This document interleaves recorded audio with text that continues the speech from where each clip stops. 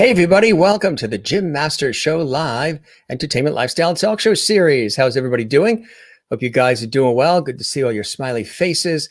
If you're not having that great a day, well, this is the place to come to be inspired, entertained, informed, and all the rest. This is JMS Live, the Jim Masters Show Live. We've been doing this show for a long time now.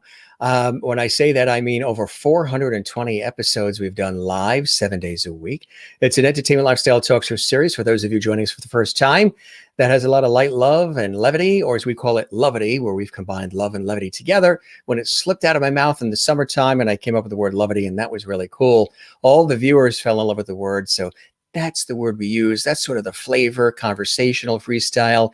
We engage with our audience who are watching from all around the world. Matter of fact, they call themselves the JMS Live Lovities. They're part of our Lovity squad. We love that. And it's good to see you. We've got an amazing guest. We have award-winning illustrator, graphic artist, painter, writer extraordinaire. The celebrities love him because he does amazing work. He's incredible. Henry LaMarr is with us live from Tinseltown, from LA, from Los Angeles, California, and it's a pleasure to have him here. He'll be with us in just a second. He's all excited. We've been talking about this and planning for a long time, and we're going to be sharing with you some of his exquisite and incredible work. He is amazing, and he's got a new book out, too, that celebrates his career and his artistry.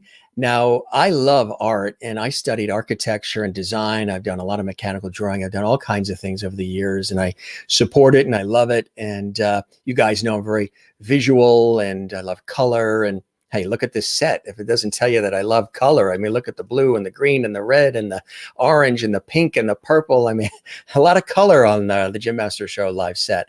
So we're going to be celebrating art and color and all kinds of cool things tonight. How is everybody doing? Again, if this is your first time, welcome. This is the Jim Masters Show Live Entertainment Lifestyle Talk Show Series, sort of patterned after the old school talk shows, freestyle, conversational, with a modern twist, modern vibe of today. We welcome everybody watching on our YouTube channel, and we would love and invite you to subscribe to our channel, Jim Masters TV. Spread the word. Let's start a big, big, big community here, a big sort of wave like you see in the stadiums, a big wave of levity, of good times, of entertainment, and so much more like we celebrate here on the show. So subscribe to our YouTube channel, which is Jim Masters TV. That's the channel you're watching right now. Don't forget, now that's the red button you see that says subscribe. Just click on it. There's no cost. And then next to it, you see that bell icon. You're like, what's that bell for? That's the notification bell. Click on that. So whenever we have our shows, which is generally 7 days a week live here on our unbelievable platform that we have here with everybody watching around the world, and everybody's so interactive. It's just, it bowls me over all the time how this show has grown in such a short amount of time. And thanks for all the lovity, gang. So there you can click on that notification bell and always be keeping abreast of all the episodes. Plus we do surprise pop-up shows as well. So spread the word about that. Hello, lovities, all the lovities watching right now from around the world. We welcome you and share the levity. Tell everybody you know about the Jim Masters Show Live Entertainment Lifestyle Talk Show Series. While you're on the YouTube channel, give us some love as well, and give us a thumbs up, a like on this episode, this video. You'll see that thumbs up opportunity right under this episode and video on our YouTube channel, Jim Masters TV. So click on that. We would love it. YouTube loves when you do it too. And post a comment if you're enjoying this episode or any of the over 400 plus episodes we've done so far of this series. Drop a comment and also click that thumbs up you see there. We would love that. We would love that. Also, in addition, for those of you who are commenting live right now, you can see probably in the upper corner of comments, there is super chat and super emojis. So if you want to be celebrated even more and have your comment highlighted even more, and you want a personal thank you from me, the super chat and super emojis, that's something new that YouTube's doing that happens only during the live chat. Feel free to participate in that. We love folks that are doing that. And that's called super chat, super emojis, and it's colorful comments and all kinds of cool things.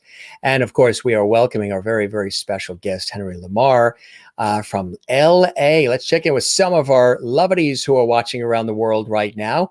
I think this is really cool because we have such an amazing audience of people who just chime in and check in, and they never miss a thing. Like Alessandra in North Carolina says, I am so ready for this show. We're ready for you, and it's so cool to have you here. Juanita is watching in South Africa, one of our regular Lovities as well. Hello, Jim and Lovity Squad. Hope you're all having a fantastic day. You as well, Juanita. Jen Barry is watching from Pennsylvania, the Allentown area. She says, just chilling on the couch tonight watching. Perfect. Put your feet up and get ready to be amazed, gang. Merlin is watching from Ontario, Canada. She says, good evening, Jim and all lovelies. Good to see you as well, Merlin. Always a pleasure to have you here. Karen Campbell Green is here from Nova Scotia. Good to see you, Karen. Hope you're doing well. Hope your night courses are going well as well. From Arizona, Maureen is here. Hi, everyone. Just let me say I'm glad the start time for JMS Live is changed. I work overtime today, and I'm still in time to welcome Henry as Jim's special guest.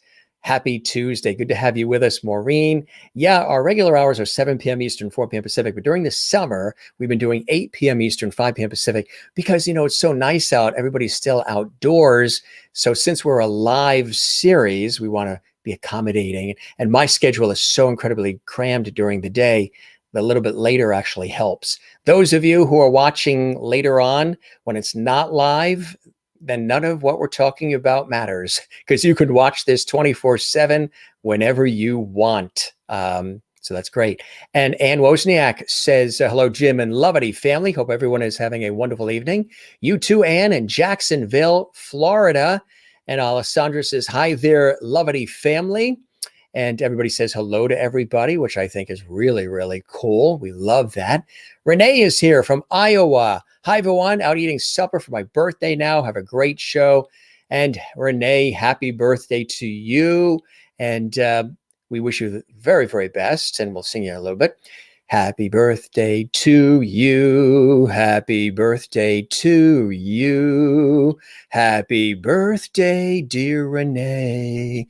Happy birthday to you.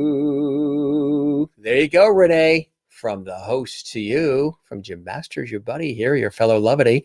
You got a happy birthday song live. Yeah, you're going to watch this show over and over, and you're going to share this link with your family and relatives, aren't you? I would. Happy birthday, Renee. And going to be a great show. Absolutely. You got that right, my friend. And check in with a couple more. This is a talk show, and I like to interact with my viewers and our faithful. So we always check in with their comments. And I agree with you, Alessandra. Sherry Larson is checking in. Hi, everyone, from Sherry Larson. Jane is watching in Sweden. Yes, we love it, which is amazing. Good to see you, Jane, and welcome. Karen says, wow, over 420 episodes, I know, and counting. And hey, Chris is watching from Ireland. Good to see you, Chris. We love it. We love it. We love it. Everybody's doing well. Crystal Nolan is watching in Connecticut. She says, hi, Jim, and happy Tuesday. Hope you're having a fantastic day. Looking forward to an exciting show, inspiring conversation, and Lovity. Absolutely. Good to see you, Crystal in Connecticut. Kathleen in New York City says, hey, Jim, hope you had a great day. Hi, everyone. Absolutely. We sure have. And cool stuff. Joan Sando is here. She says, hi, Jim, Lovities, and Henry LaMarr. Christine Clifton is here. Greetings, Jim and Lovity friends. Welcome Henry to the show tonight. Here's to another fantastic conversation, Lovity Hall. And wait till you see his incredible artwork. We're going to be showing it here on the show. You're very welcome, Renee. Many blessings to you and a very happy birthday from me and all of your friends here at the Jim Masters Show Live. I am so excited to have my buddy here on the show. He's such a talent. We've been using this photo. I love this photo. He can even do photos of himself. I mean, wonderful art of himself.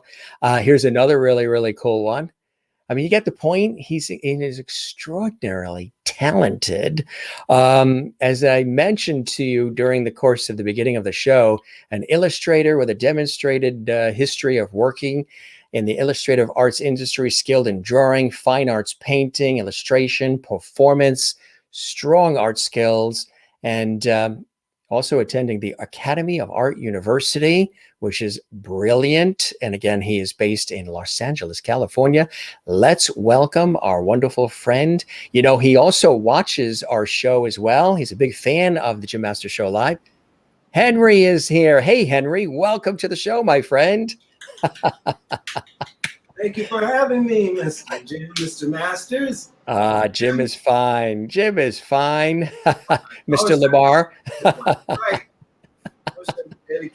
Oh, it's so good to be here. Oh, my pleasure. No, I know you've been excited. We've been planning this for a long time, and I want to show you some of the levity coming your way and our way. Welcome to the levity family from Alessandra in North Carolina. Kathleen in New York City says, welcome, Henry. Crystal in Connecticut says, hi, Henry. Welcome to Levity Hall. Anne in Jacksonville, Florida. Welcome, Henry. Looking forward to this evening, as I can only draw stick people. Well, Henry can help you with that. And Joan saying happy birthday and have a wonderful year, Renee. Great voice, Jim. Thank you very much, Joan. I know you guys want me to sing more. I do sing. I just haven't, done it other than Christmas carols with some of our guests. I should do it more here on the show. Chris Wayne's Neighborhood here for Henry LaMarr. Looking forward. LA, California here. New viewer. Chris, welcome to the show. Welcome. Give some love and subscribe to that YouTube channel. We would love it. Juanita gives you all kinds of claps and emojis from South Africa. Really, really nice. And everybody's welcoming you here to the show. And this is cool. I love this. And here's a couple more. Jen Barry says, hey, Henry, welcome. Colleen says, hey, Henry, welcome. How have you been, Henry? How are you doing? And I would imagine, with the pandemic and everything, you've probably been very, very busy being creative, huh? Well, yes, Jim. First off, let me say thank you for letting me be here. I love it. The levity energy is just oozing through the screen, and I'm appreciative of it. Also, happy birthday, Renee. Jim, I didn't know you could sing like that. Thank you very much. Boy, oh my goodness, I don't want to... We're all full of surprises, aren't we? We all have these talents. Jim, I can't smile that hard at this early part of the show. You're just brilliant. You blew me away. I didn't expect it. I'm thinking, a crooner. But it's been pretty nice. It's been pretty nice with the exception of all that we've had to go through. I'm so sensitive to not only my own experience, but kind of sensitive to a lot of what people have gone through who can't really communicate it. Everybody says, for instance, a lot of people say, let's go back to normal, which is good. But then there's some people who have no normal anymore. Right. It's all changed. Completely gone. That's right. Yeah. So I'm a little sensitive to that, and I'm kind of more focused on how everybody is at the end of the day. Right. As we go out and see each other again. And so that's where my heart is.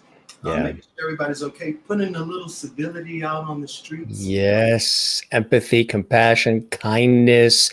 That's what I've been saying. I've been saying that we rise from these ashes kinder, more empathetic, more creative, collaborative, and everybody's welcome to the table. And let's roll up the sleeves and get going, right? Mm-hmm. There you go. I thought it was only kind of me, kind of like, don't say anything. But you're heading up the West Coast division, and I'm heading up the East Coast division of that levity. That's right. And I'm an antenna. I'm accepting frequencies, but it's been a big journey from 2020. I would even say 19 when we first started the Rumbles, and it was a big experience, I think, overall, and I'm still going through the experience. I don't know. Yes. Yeah, we all are. And absolutely. They talk about the normal. I'm hoping that, in certain aspects, we don't return to normal, because normal was a little abnormal in many ways. I'm hoping that it's better, that we achieve there. We've all learned something. There's been so many teachable moments. And, during the course of our lives, one of the things that does get us through is art, whether it's television shows, movies, old films, music, the work that you do, creative writing as well, short stories, novels. All of this is so important because it allows us to connect, collaborate, create, and to share the essence of who we are. You do that so beautifully. Growing up as a youth, what were some of those inspirations for you to say, you know what, I love art, I love illustration? How did you first foster this enthusiasm and passion that you have for it, Henry? Well, you're very right about how you said it's kind of within. Yes. Because I never picked it up in school or anything like that. I always, as far as I can remember, just started to draw with anything. I mean, like, oh, I was getting in so much trouble. Oh, I can still feel the trouble. I would kind of, at the time, I can remember this far back, believe it or not, I wasn't allowed to have pens because I didn't know how to write, I didn't know how to draw. Well, necessarily impressively to be able to hold someone's attention, let alone their pen. Right. I was just given the pens and they would punch them at the top so that there wouldn't be no no ink. Yeah. All at the bottom. And I remember I would always think to myself, this isn't good enough. And I'd have to carve what I wanted into whatever I was drawing. More than likely, it was a book because I couldn't, nobody was giving me paper. Nobody knew I could draw. Right. And so then I take a pencil and then I scribble over it like that. And I see what I drew like that from the early times. And then I remember my grandmother, she sold, she was a craftsman. She was artistic. Yeah. And she had this large board that she would cut clothes on. I don't know if you're familiar with it. It's like a fashion cutting board. Yeah, sure. Oh, yeah. Aren't they huge? Yes. Yeah. And so she would have them all over the bed. And so I would draw all over them when she was asleep. So you saw that as almost like your palette. Yeah. Yes, and I can even remember when I had discovered I can draw fingers, and I could draw dresses. The dresses were triangles and things. So my point is that it hit me from, I guess, birth. Yeah. I don't know if the doctor hit me and I'm like, stay right there. That's it, right? Let me size that up, and I need some colorful crayons and get started. So was the family noticing your talent early on? Were they like, my God, Henry is, he's got this talent. Was that happening? Were you very artistic growing up, like picking up stuff? Oh, drawing and building things and doing plays in the garage and always running around with the tape recorder as I thought I was a little reporter. Yes. Always creative and always building things. And one time I made an 8th grade in earth science class. We had to make sort of a replica of a cave with the stalactites and stalagmites, hanging down it all. So I made mine. I cut out a box so you can look in the box, look deep in the box, like the square box, and you look in like the box was a cave, and then covered the walls with all kinds of different colored clay that you would see in a cave, created the little river, a little sort of rock bridge, and the stalactites, stalagmites, the whole bit. And the Mr. Giles in New York, the 8th grade earth science teacher, gave me an A++ because I spent, days on it. And he loved it and he loved it and he loved it. And I was so creative about it. And he loved it so much, I actually gave it to him. I actually said, Mr. Giles, and here I am, what are we, 13, 14, around that age? I said, I want you to have this. He says, no, you're my student. I can't take your science project. I said, no, if you love it that much and it means so much to you, I want you to have it. So I started gifting things that I was creating too. And I know you've done that as well. And that's a beautiful thing, right? So yeah, I've always been creative and always thinking of, I notice the rainbows. I notice the sun setting. I'm very visual like you are. Very visual. Oh yes. And that's why I say, I think we noticed it from early on. Maybe not, I would say noticed in terms of related to it, was comfortable with it. Right. Later on, I found the name to it, which was artistic or whatever, but it's always been either with drawing or acting or, like you said, putting on little plays. Yes. We love to find musicals. For example, we saw, I think, A League of Their Own. And dancing, right? The movie. I don't know if we can mention that or not. Are we, Oh, sure, you can. We can't play their music, but copyright. But we can say the name of it, right? And it was a scene on there in the show where they're dancing and everything. That's all we needed. And we took that and we made it until we set all of the uncles and my grandmothers down, and we did that. But that was like you said, 9, 7 years old, 10, 11, 12. And I also have all my tapes that I kept. Me too. Tape recorder. Me too. Do you? Yes. Oh yeah, I have them all. Can you? What do you? I don't mean to, I think the earliest I have on like cassette. Yeah. Because we have, film and video, of course, that our parents took when we were children and everything. But as far as cassette, something that I taped was I was in 6th grade, elementary school.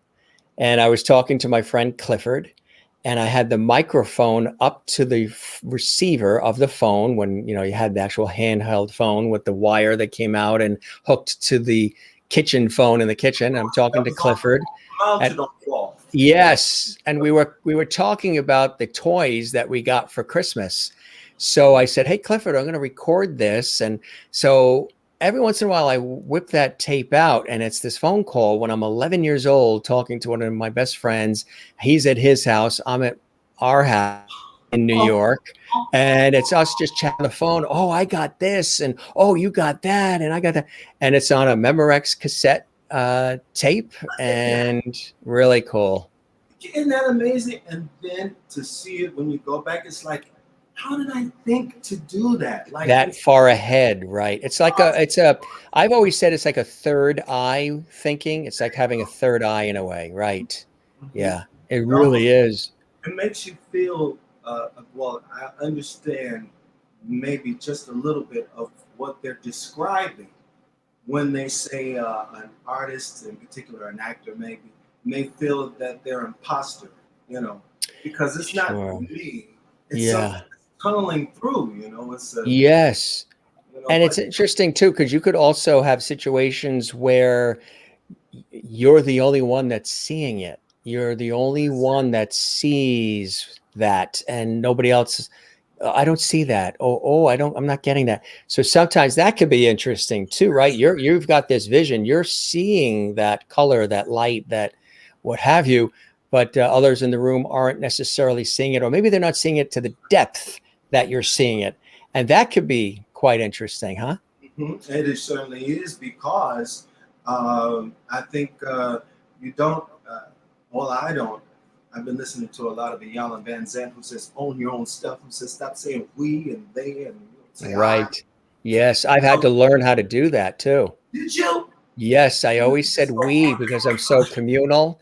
I'm always like, even if, I earn an award or an accolade, I've always said we, and people, that works when you're speaking French, we, but people have said, no, take the credit. You did it. That was you. And I've always looked for ways to share it. And I'm a very communal, probably why I'm a host and a communicator. I like to feed off the energy of others and share experiences and create experiences. So it's very we. And it wasn't, I've mentioned it multiple times on the show, and I won't go too far in, but I drove alone once after a TV shoot, completely alone in a rental car, unannounced, nobody knew, through Death Valley. in 112-degree weather, all the way there and all the way back. And I was totally alone. And that became very I. It was all I. And that taught me that, to get through all of that, it had to be I. And so now I understand when people say, no, you should say I. I always thought when I said I, it was selfish. No, I, because there's a lot of I out there, even when it should be we. No, actually, it's better when it's we. But I understand now when. Yeah, it makes you kind of realize the sense of ownership that you have to take in order to go along successfully, and not yes, But, yes. In terms of not being identified within a group or within your family, while having this, this different trait, like the black, what do they call it? Well, for us, you couldn't help it. But what is it, the black sheep? The black sheep thing. Yeah, the black sheep of the family, yeah. Right. In this case, maybe the white. I don't know how you but however it is, you understand what I mean. Yeah, oh sure. But, the one that's got their own path, yeah. That's it. And you kind of have this feeling of, I had this feeling of, a person may have a feeling of, am I even understood? Why do I have this particular niche to want to do this? Why do I have, this difference about me?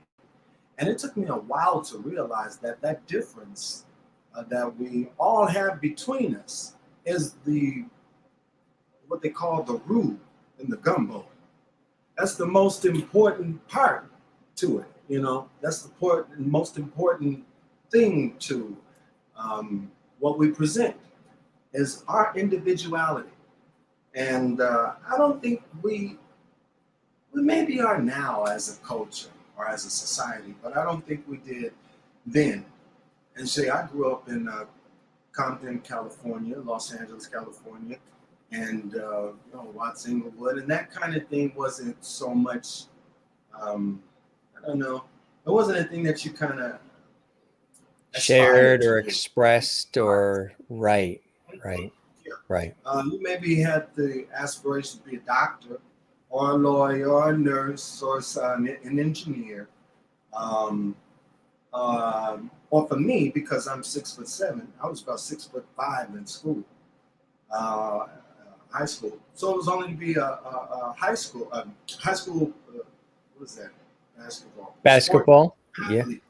Oh, athlete. Yeah. So I would go around, and they would ask me all the time. This growing up, what do you play? How do you play? I could play. I mean, I could shoot a little bit, but I couldn't. No more than the average person going to a court and do anything. I wasn't trained. I didn't even have that physique at the time to even interest a coach. Yeah. And so they just thought like, damaged goods. That's my point. A lot of people would say, have you ever played? I said, no. And they said, oh, what a waste. Because of your height, right? Forget that I could be anything else. But yeah. Instrumental to society. Just that was it. You need to be a sports, athletic person, or that was it. Yeah. And so I think for this generation and for those beyond, it's very important to know as soon as possible that the differences that we have that can benefit us. Yes. Get the pros about us, not things that we kind of have to work, the dark sides of us that we have to work, but the things that we know within us kind of set us apart.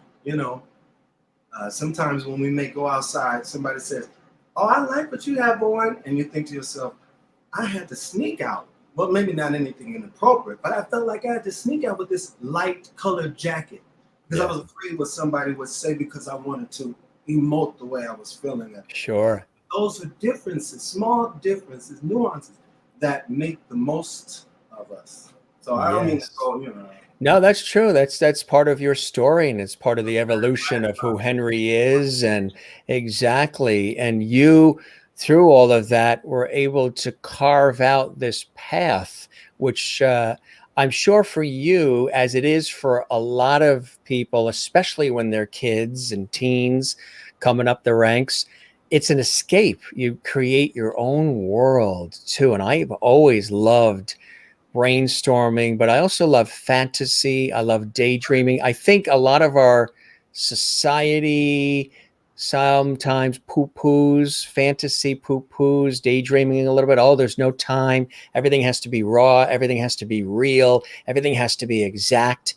But some of the most incredible creations have happened when people took time to fantasize, to daydream, to believe. May sound idealistic, but what the heck is wrong with some idealistic thoughts?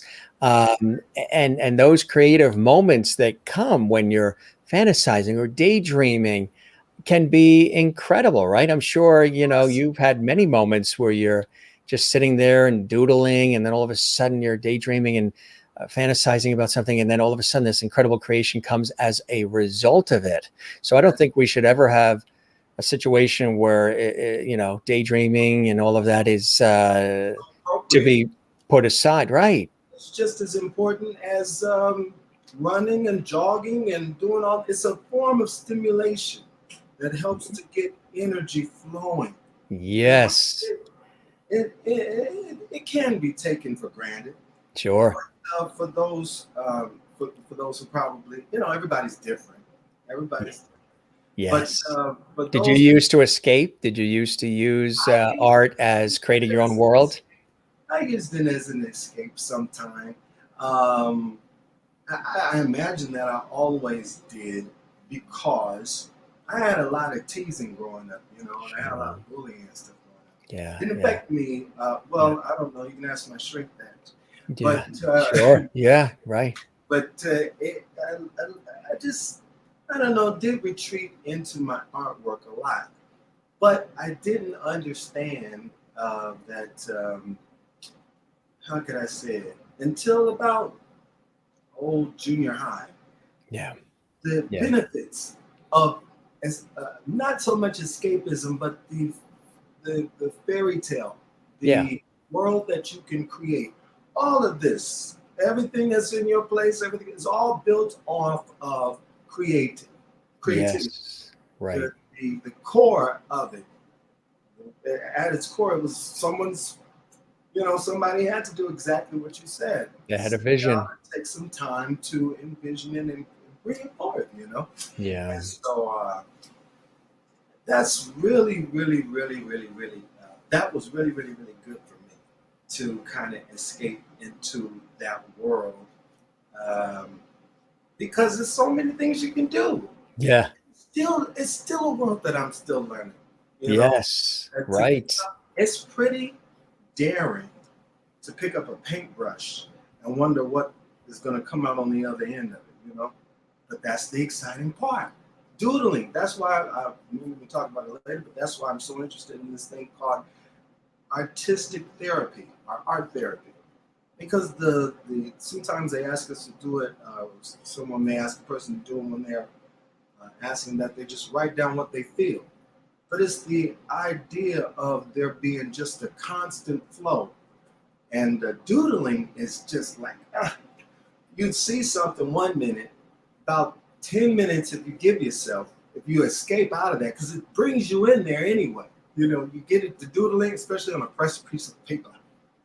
Yeah. Oh, yeah. Especially on a fresh piece of paper. Are you specific about the paper, or does it have to be a specific kind of paper, or it could be just a sheet of regular paper? They used to always get upset at me every office that I work at because I take about 2 or 3 sheets. You start doodling and doing underneath it. But it would calm me. This is the reason why I say I didn't involve myself in it. Right. Like to say, I wanted to do this or that. It just would calm me. And then I would see, this shape. First, I knew that it was broken down into, like you said, fairy tale, what you imagine. And then sometimes I couldn't get what I was imagining or seeing out into the paper. So I'd have to practice. And that's how I found that everything was shapes. And based upon shape. Before I even went into school to study it. Yeah. And then, that's when I realized that even though you do draw stick figures, you can make something that you enjoy to look at, probably put it up on your wall based off of a couple of shapes. Right. Even though stick figures can be really cool. Oh, yes. Yes, yes. Because everybody perceives and interprets art in so many different ways, right?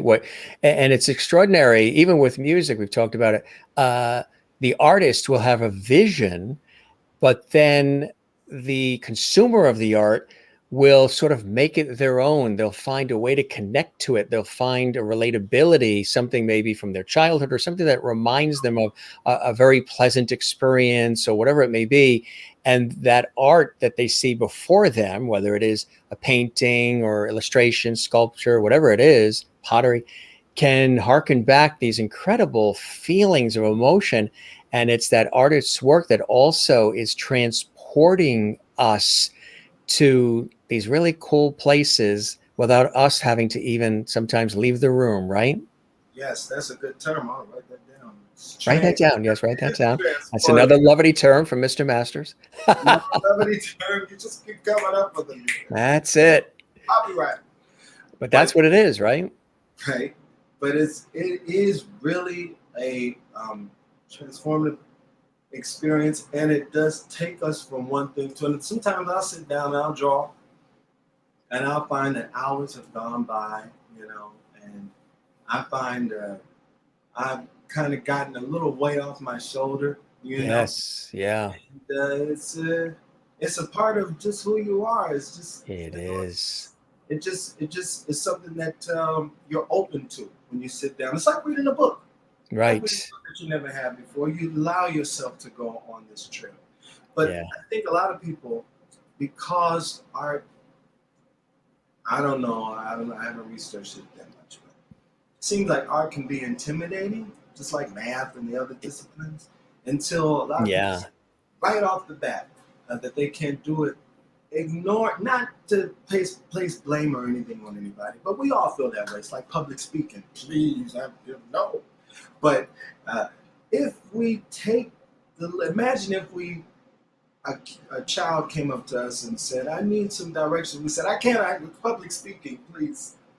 On the street, we can't do that. So my point is, as insignificant as you may think it is to draw or to color or to pick up that art set that you see in the store that's on the side before you check out, get it. And then find out what it feels like to take a little time and doodle or get into your own creativity. You see, it's like an open door to how you process things and what you like, what you don't, what you prefer, what you rather not prefer, and your style. And we all have a style, I think. A certain way we like to do certain things, and a certain way we like to have things look. How do you describe your incredible style? I mean, look at that. I mean, it's incredible. It's like, there he is. There's Henry. How do you describe your style? Oh, it's always developing, Jim. It's always changing. I'm always trying to evolve. So I don't have a particular distinct description of it, other than it being a result of me trying to kind of do just that, evolve. Take one idea or a concept and push it. Yeah. I don't know if we can say so or not, but the people, those who have commented, are so true about it, about the experience, personal experiences that we have with art. It's amazing. It really is. It really is. I want to show. We've got some wonderful. We have some wonderful examples of your extraordinary talent, and these are really just a few of many, many. You've been doing it now how many years, Henry? Drawing, illustrating, and the way that you do, well, professionally, I started my own business in, I think, 2007. And then I started to kind of publish work through Facebook and things on, I think it was October 1st, my sister's birthday. Wow. So it would be on a special day, 2010 or 11. Yeah. And so that's how long it's been since I've kind of like put it out. But I've been drawing since. Drawing. I went to a magnet program that focused on performing arts and art and visual arts from kindergarten. So that, was very inspiring early on for you, which again gave you a little bit of a head start to be able to express yourself in ways like that. I mean, everybody knows who that is, huh? Judy Garland. I mean, that's incredible. I mean, Judy. What draws you? I know you. That's right. Over the rainbow. You do. I mean, you're amazing with everything you do, but especially with interpreting the expressions and the feeling of the celebrities. You have a real knack with that. Tell us about. I mean, look at her. You've captured it exactly the way she would perform. What's the process like doing something like this? How do you start out? What are you thinking? Is there lots of sketches? And tell us a little about the process to have something result as brilliantly as what we're seeing on the screen with Judy Garland. Well, first you got to promise me a little extra levity because it's going to sound a little weird, but it's not. It's nothing extreme. But a lot of times I will feel, oh my God, can we acknowledge the people? They're just making my evening. This is how we do it at the Jim Master Show live. Wow. Thank you. From around the world. We have the viewers, the lovities commenting and loving it. And a couple of nice words go a long way. I agree 100%. Anyway, the process usually starts with me like with that. I'll tell you this process. I looked at Judy and I just met Judy Garland and I just loved her from not from a child, please, but I wasn't that fortunate. However, I did catch on to it a little after college. So I'm looking at her sing Bluebird, and she must have not, Jim. I don't want to scare anyone with the description, but honey, she lit it on fire. She took that note at the very end, and let me see if I can do it in my frame. And she took it, she dropped it, and then she dropped it like that, and then she took her hand back up, all while her voice doing this powerful thing. I said, my God, that woman is a powerhouse, So I keep looking at it. Keep looking at it, and all of a sudden I just start feeling this, I don't know, this feeling of how can I capture that? How can I get that energy? Yeah. And it's almost as if I can't hear her, I can't see them, it's just a feeling of, okay, well, if you're going to do this, I'm going to go ahead, and it seems like a spirit is over me that says, I'll validate it. Since you have a certain amount of respect for it, I'll validate this. Now you can't put the bridge in my nose too high now and bring it down a little bit. I mean, I told you it's going to sound weird. Not at all. And then something else, I usually see the sketches I have. First I have a kind of like this or something. And it's like, she said, I shouldn't have said she, but it's like I felt. Because it is not teleport. There's nobody over anywhere yet. I don't know, in respect to her spirit, but it's the feeling of this advisory, of if it's going to be done, it's going to be done right, so that when a person sees it, they can immediately identify with it, not just And so I'll go ahead, and then I did something where her hand was held up, and she said, oh, I did it again. But this thing says, now look at the fingers. My fingers are nervous. They're nervous. They don't know what to do, but because the voice is doing it all. So the fingers are finding a way to kind of be, it's like a nervous system with the tall, strong, big body. Where do I fit in? The fingers are trying to find out where to go. Absolutely. It's like Getty. It's a true essence of this work. Yeah. And Is so when anyway, Alessandra says she can hear Judy sing in the picture by see, looking at it. it's a creative thing. It's a creative, it's what other creators kind of get, or those who are sensitive to that, sensitive to art. And it evokes, it isn't her voice, but it evokes it. It brings in the memory. It brings in something that's, I mean, look at that. Let's look at St. Louis or whatever, let's look at something Judy, let's reinvigorate all that she gave. And that's what I feel behind all of those pictures of all those people that we admire. That it isn't just because I want to match their face, but it's the feeling, the expression, right? Even going back in time with Judy as Dorothy in Wizard of Oz. Yeah.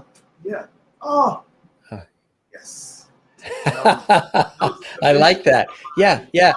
And she was very, very, very kind. She didn't mind me sharing it online and everything, but she was so nice. And that was my favorite movie growing up as a kid, little kid. And again, everybody, they get goosebumps. I would say that's my favorite too. Wizard of Oz is a especially when you're a kid. What a movie! What do you think?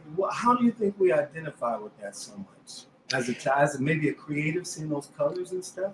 I think all of the colors, the music. I think being transported to another time and place where there's love, and you're going off to see this wizard. At the same time, we learn about ourselves and our own fears.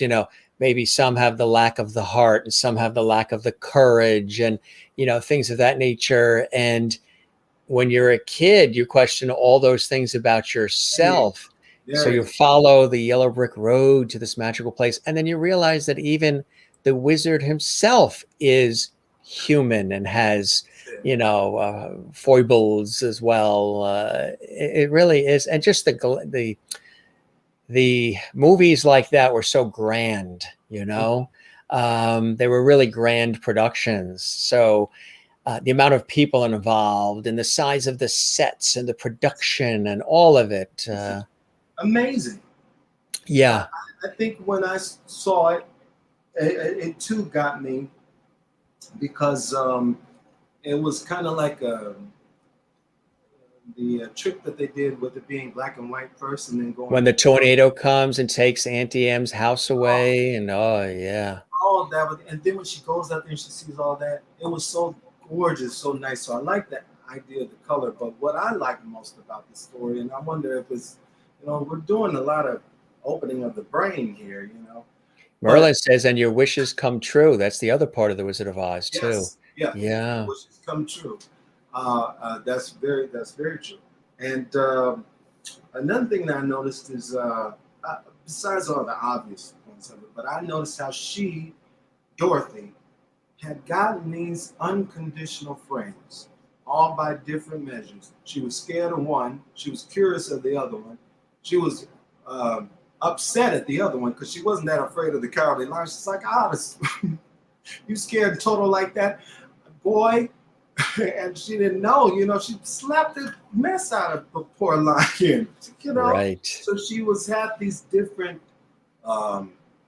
beginnings with these people, but they are all so intricate to her getting to where they're all friends. And they wouldn't turn their back on her for no poppies, for trees throwing apples, for the monkeys flying in the sky. She would not to surrender Dorothy my foot. They were right there beside her. That's right. I wanted to cry right when she did, when she had to let go of the scarecrow and all of them. Yeah. But then it kind of made me feel good when I see that they're all in the last shot, whether at the end, right? And one was their uncles. They were like relatives. Yeah. That's right. So that to me at the young age, I thought they all come back around. Yeah. I don't know if that had to do with reincarnation, but I think you'll never see the person again. Right. Something, some way you'll see them, you'll feel them, you'll get them again. You know, you Exactly. see that familiarity. May not be a lion, but you just like them. You may not be the scarecrow, but these people come back around and I get goosebumps. Yeah. Yeah. And some of the magical. Absolutely. And some of those qualities that the Scarecrow and the Tin Man and, the Lion didn't have, we can find in each of us and those who are around us right now. So there's a lot of teachable moments. Really, really, again, beautiful work in capturing the essence of that. Doing that. I love Oh, that. yeah. About 4 or 5 drafts. Dolly Parton. I mean, look at that. I really like doing it. She came as a surprise. That was another commission. She came. That was a commission, yeah. Well, the person asked for me to do it, and then they liked it so much they had it put on display. But it was, I just loved drawing her. I didn't think I tried to. She's at a particular age, a very lively age at that. Yes. But she's. I wanted to give her curvature in a respectful way. Sure. And so that was fun to do. And the artists, I mean, the ones that are still with us, have they gotten a chance to see the work as well and embrace it and appreciate it as well? Some of the artists, some of like Dolly Parton and others, maybe Liza Minnelli, seeing the Judy Garland material. Have they seen the work of Henry LaMarr? Not that a couple have. Yeah. And those that I know of are so close and dear to my heart that I don't need to hear of anybody else. Right. So of course I welcome it, but I'm so appreciative of the attention that I happen to get by a lot of the people that I've admired for so long, for doing so many things that I'd like to achieve one day in terms of giving people some light, something to look at throughout this life of, hurdles, little challenges, but with a lot of the artwork that these artists or celebrities have given that I've drawn, it's just an honor to draw them. So I haven't had that many, but I've gotten some things through the grapevine, So yeah. I showed this, but somebody told me that they had shown, I can't say it because I don't know who it was, but a very good friend of mine said he had shown Carol Burnett a sketch, and she stopped and she said, "Oh, these are very good." She said, "When he gets a chance, have him send me something." So it's little things like that.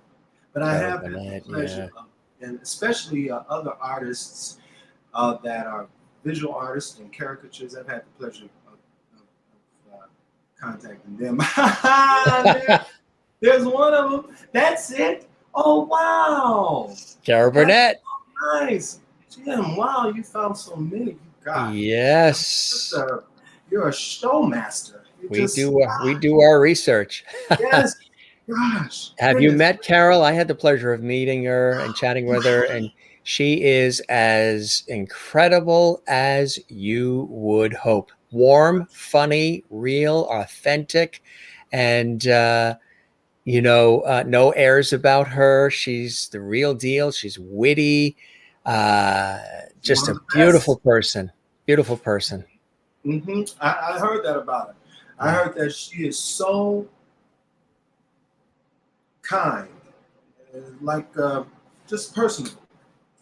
Feel like you're talking to a person that you know for a long time until you realize, is she going to do the Tarzan yell out of nowhere? Right. Now, this one I saw recently, and I'm so glad we're including it because this will bring back so many memories. And you captured the two of these classic television characters so beautifully. And we're talking, of course, about Vivian Vance and William Frawley, Fred and Ethel Mertz from I Love Lucy. I mean, look at that. I mean, that is Fred and Ethel to a T. I love it. I love it. Look at her little finger. I put that little finger in there for a reason. Yeah. That's the way he would wear his pants, all the way up to just about his chest. I Yep. mean, how long does it take to do something That's like the that? issue with her. Have you noticed how many times Vivian rests? I mean, that for them to say that she didn't like the Bill. Do you notice how many times she rests her shoulders and her Yeah. arms on his body? It's like, Yes. goodness, Vivian, but she just depended. That's just good synastry. Yes. I, Yes. this is always, I mean, there's one episode, I forget what it was, and she just falls on him. I was surprised he didn't, didn't take a Right. And that's the expression he would always have too. yes. In drawing him, I thought, he'd make a good Muppet. You're right. He'd make a perfect Muppet, Fred. How long does it take to do something like what we're looking at right now? It's so, I mean, the detail is so incredible. It varies. If there's commercial work, I've learned that you do put yourself on a schedule, or you do time it out so that you know how long it takes for you to extrapolate out an idea, But for the most part, those come through inspiration. Those come after I've seen an episode of Lucy. So I watch another episode of I Love Lucy. Yeah. And it'll be done. It'll come out. That energy. And Lucille Ball, I know, is somebody I've always loved Lucy, and who doesn't? But you've been able to capture Lucille Ball in so many different ways, which is absolutely unbelievable. Hi, Lucy. I felt like Right. Lucy was like a grandmother or something, or like a spirit over him. Now, that's another entity, but hers is very much stronger than what I was telling you about when I get to the inspiration to draw something.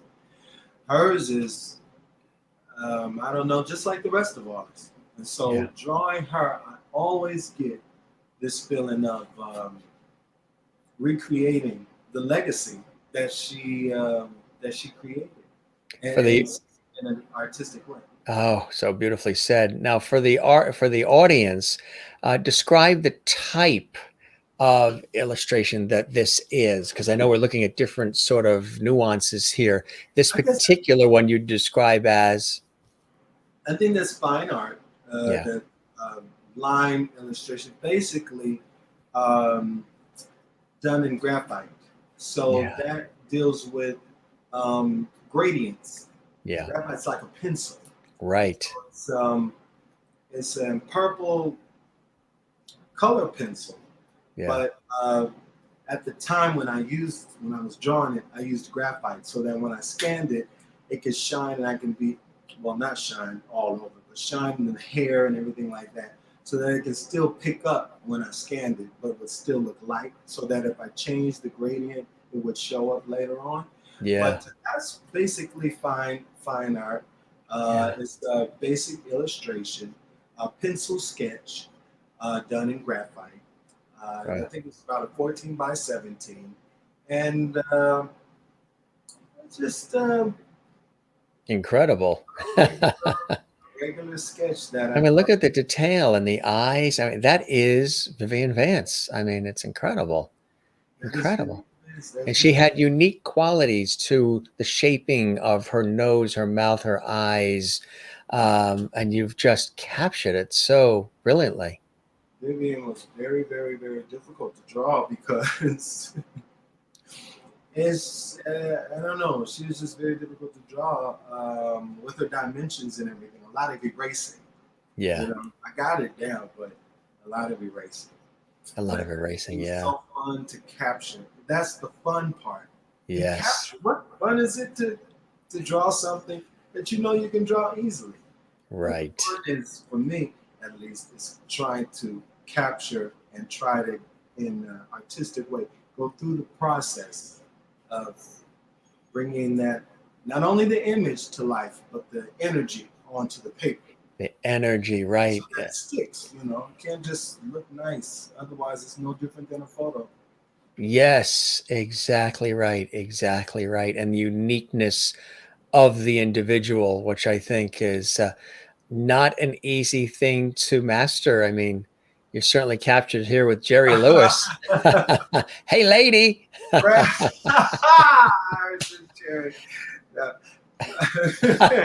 Henry, that's my Jerry. Now, Jim, that's my Alvin Cherish. Anyway, we had just lost him, and I thought I have to show my respect in some way. I don't look at his shows as much as I guess I should, you know, him being a comedic genius.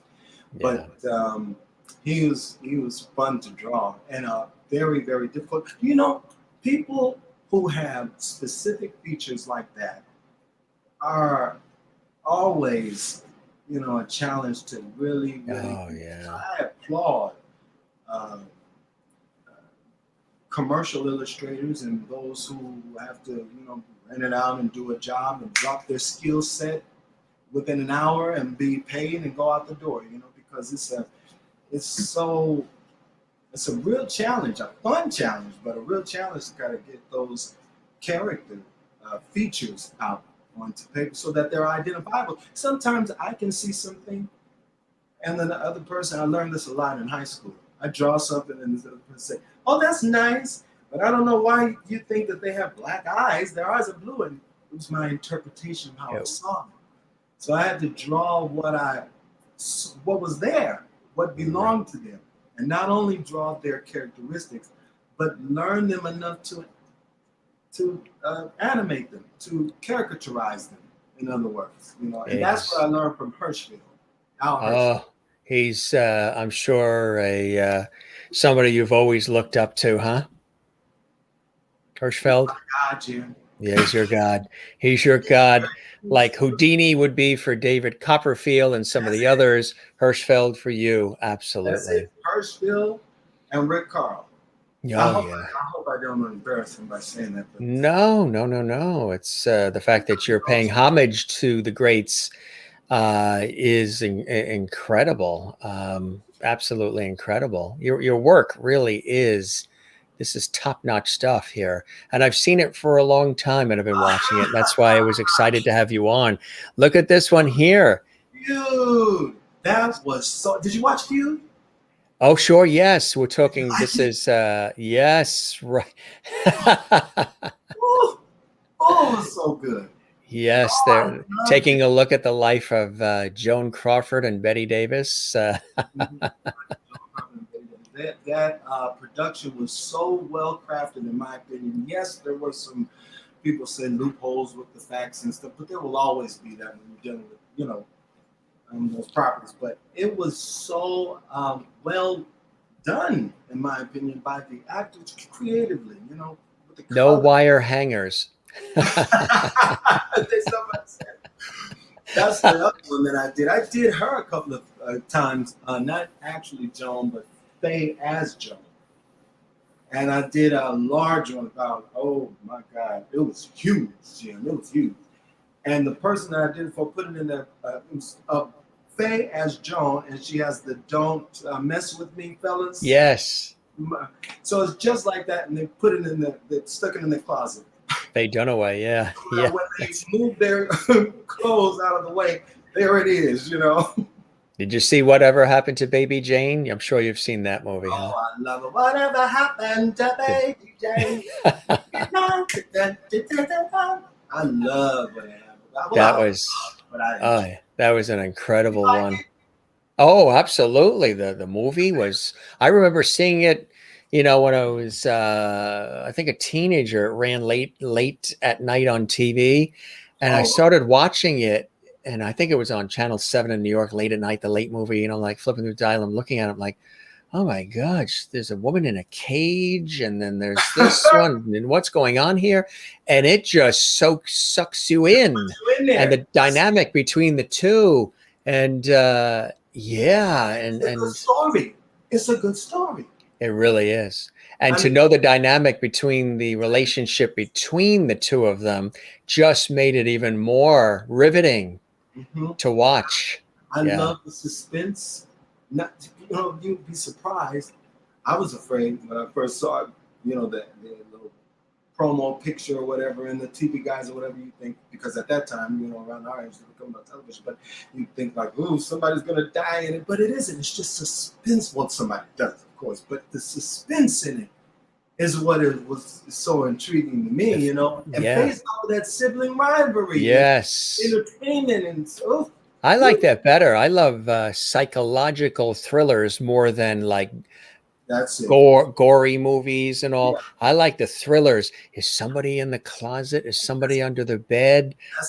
Is the person that I'm talking to really the person, or are they the double? You know, the Twilight Zone and Alfred Hitchcock and all of these, where it makes you think about life and people, and those can be as, you know, those can get you as much as, with a little bit of, oh, I don't know what it is. I guess that is a true human thing, to know that if we saw something where somebody hid behind this curtain and then somebody walks in and they don't know that they're there, and we're watching, we're like, well, God, what are they gonna do? You know, I don't know if it's a human thing. But it's just the suspense of it all. And then when it's tied to a message, you can't lose. I enjoyed it. Twilight Zone used to scare the daylights out of me.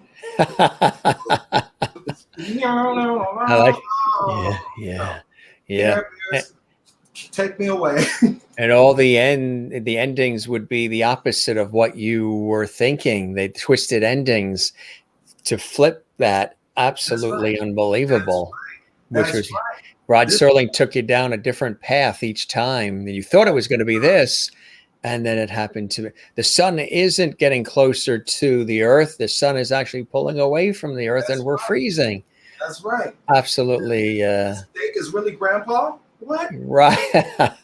The masks too. The masks that really reveal people's personalities, and of course, that's good stuff. Take a look at this. Living Single. Tell us about this one, my friend. Oh, those my girls. Yeah. I just wanted to, and I will continue to try to bring some type of celebrated caricature art to, well, I don't know about celebrated, but a sense of, how can I say,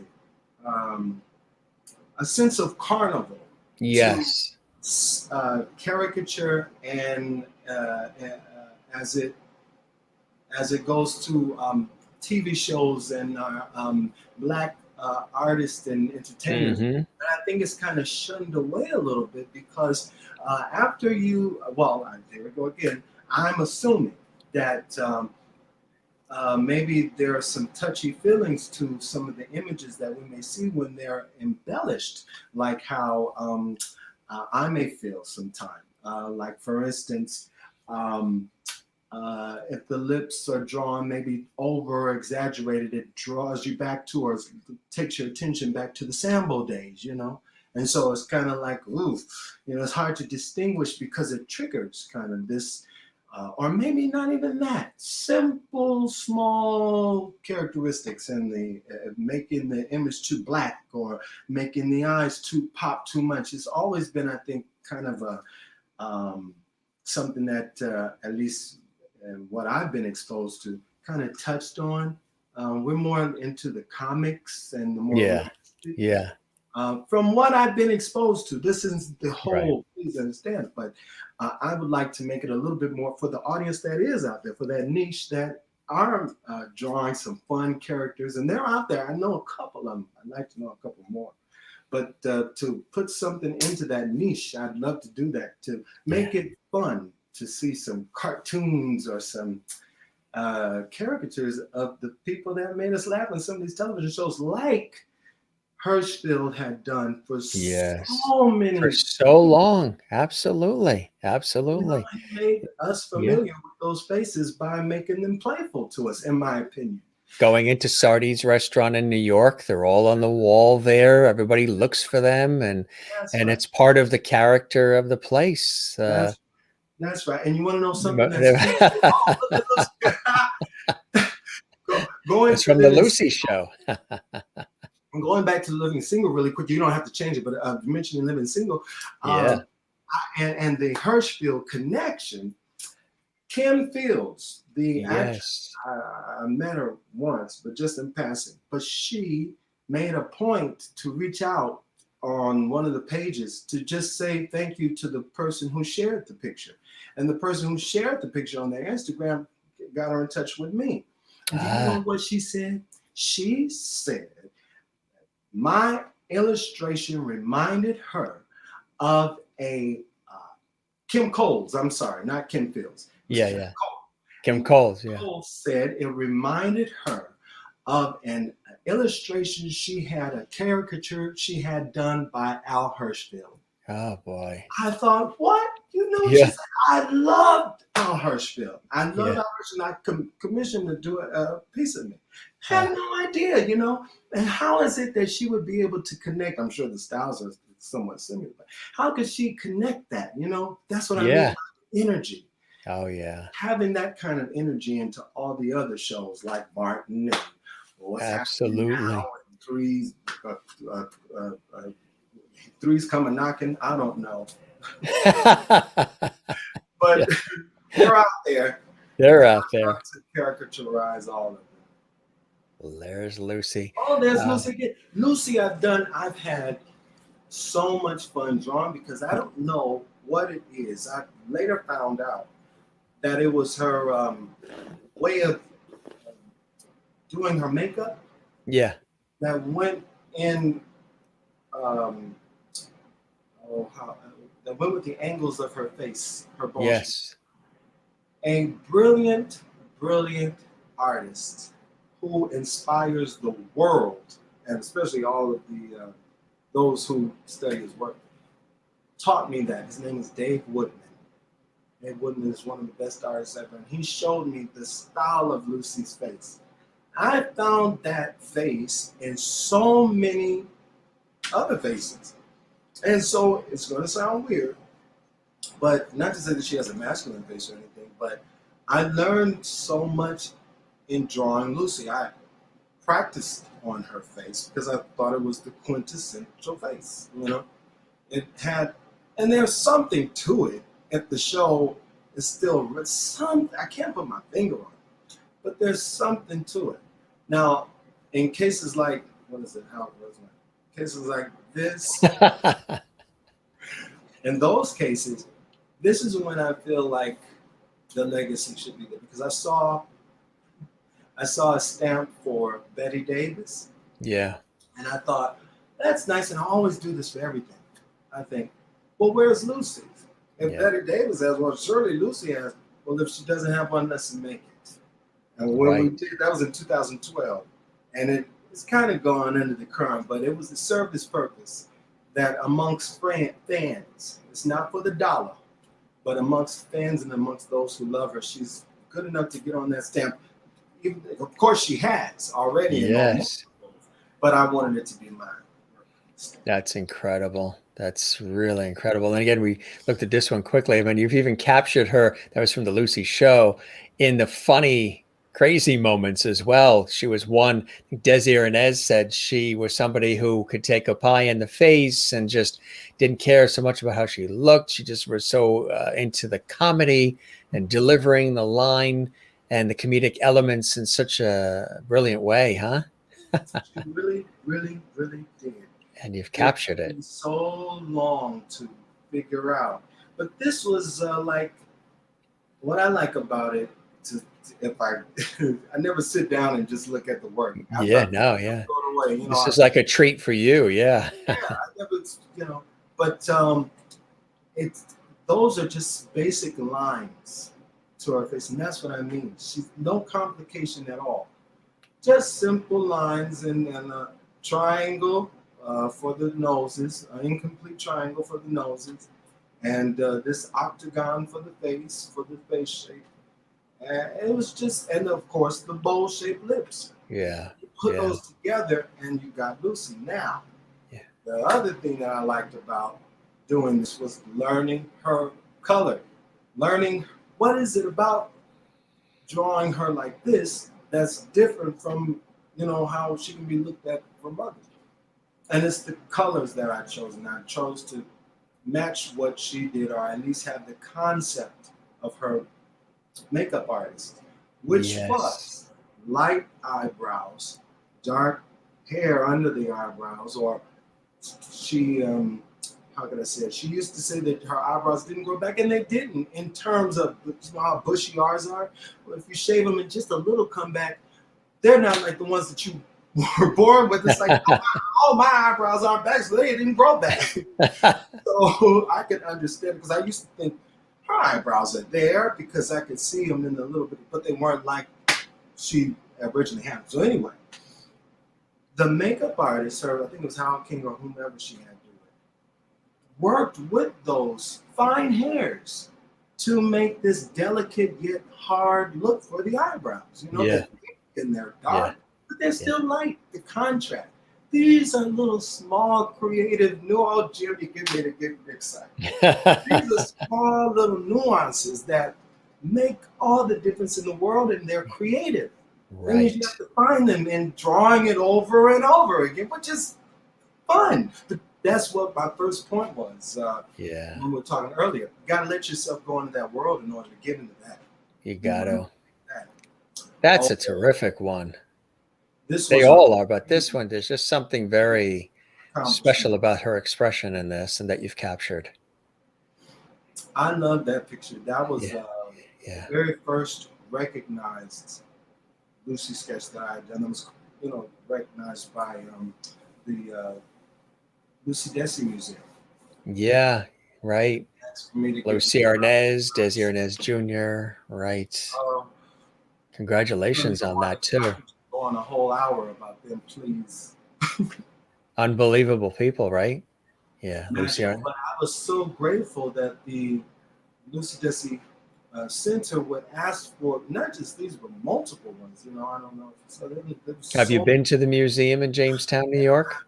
Yet to go. So I'll be there. Yeah. I'll be there. I was planning on going to this one, then they canceled it. But I was planning on going. But I'll be there. I'll be there. Oh yeah. So yeah, Lucy Arnaz, I know. I'm fortunate to know, and she's a beautiful person. Yes. She's very funny too, very witty, very quick, and she's just great. She's amazing she's like a fresh smelling onion because of the layers. Yes, she's got a lot of layers, right? Exactly. Not just think, but I mean, I don't know her, you know, that degree. But her attitude is so pleasant. When you know how many times, I'm sure, people mention, you know, please don't mention my mother and father so many times before I say, well, you go and, you know, get them something for Mother's Day and Father's Day. But love you, Mom. But she's just remarkable, you know. She's remarkable. I can't even. There's so many things that they've done for me, and so many. Yes. You know, you mentioned your mother. Beautiful woman there too. Heart, I'm getting dental work done for a part, but I see the similar. Yes, very much so. Very much so. That's my mom. LaShawn. Her name was LaShawn C. Henry, but she Townsend, then she became Henry. And you've captured her in such. She was wonderful. Now she was about the only one who she and my grandmother, Dr. Mary B. Henry, who was a very, very, very amazing woman, a brilliant and prestigious woman in her own right. My grandmother, Dr. Mary B. Henry, but those two, more so my grandmother than my mother, please. But my mother was very supportive. My whole family was supportive. Supportive, not interested. Loving, but uninterested. You know, right? You know what I mean? Yeah. So they could only do so much. They could only care so much. I mean, how many? You know, we were a black family. This is just my, you know, what do they call it? My experience, my story. We're a black family at that time. You didn't admire or draw white people all the time. Not that we went on that. I was never told that in my family. This is just culturally what you did, because you had to rely off of what was behind you, the achievements that were done in the community, in the schools, by your neighbor. who were Black, because you were given such a low grade in society that you didn't have time to draw, you know, a white person or a Hispanic this or an Indian that in the culture. Now, nobody, Right. like I said, my family told me this. My family, like I said, was supportive. When they saw it, they would put it up on the wall or something like that. But I never could go outside while the guys were playing tag football on the concrete cement, getting scarred up, and say, "Would you like to see my picture of Lucy Ricardo?" Yeah, No, maybe that Shaka might Zulu. be. Yeah. No, so she was very. She would call our neighbors down, and she'd say, "Look, he can do vitamin and vegemin and jar too." She was supportive. It's very nice. Looks very, very content and happy there too. Yes, Yeah, very that was proud, happy. for her memorial. She Yeah, left us in 2014, yeah, but I think I can't say this for everybody, but for some may know they're gone. Then there are times when you feel like they're still around, you know, doing that parent thing, you know. yes, So, yes. you know, how did you know about that? Or Eat sometimes you eat your vegetables, Henry.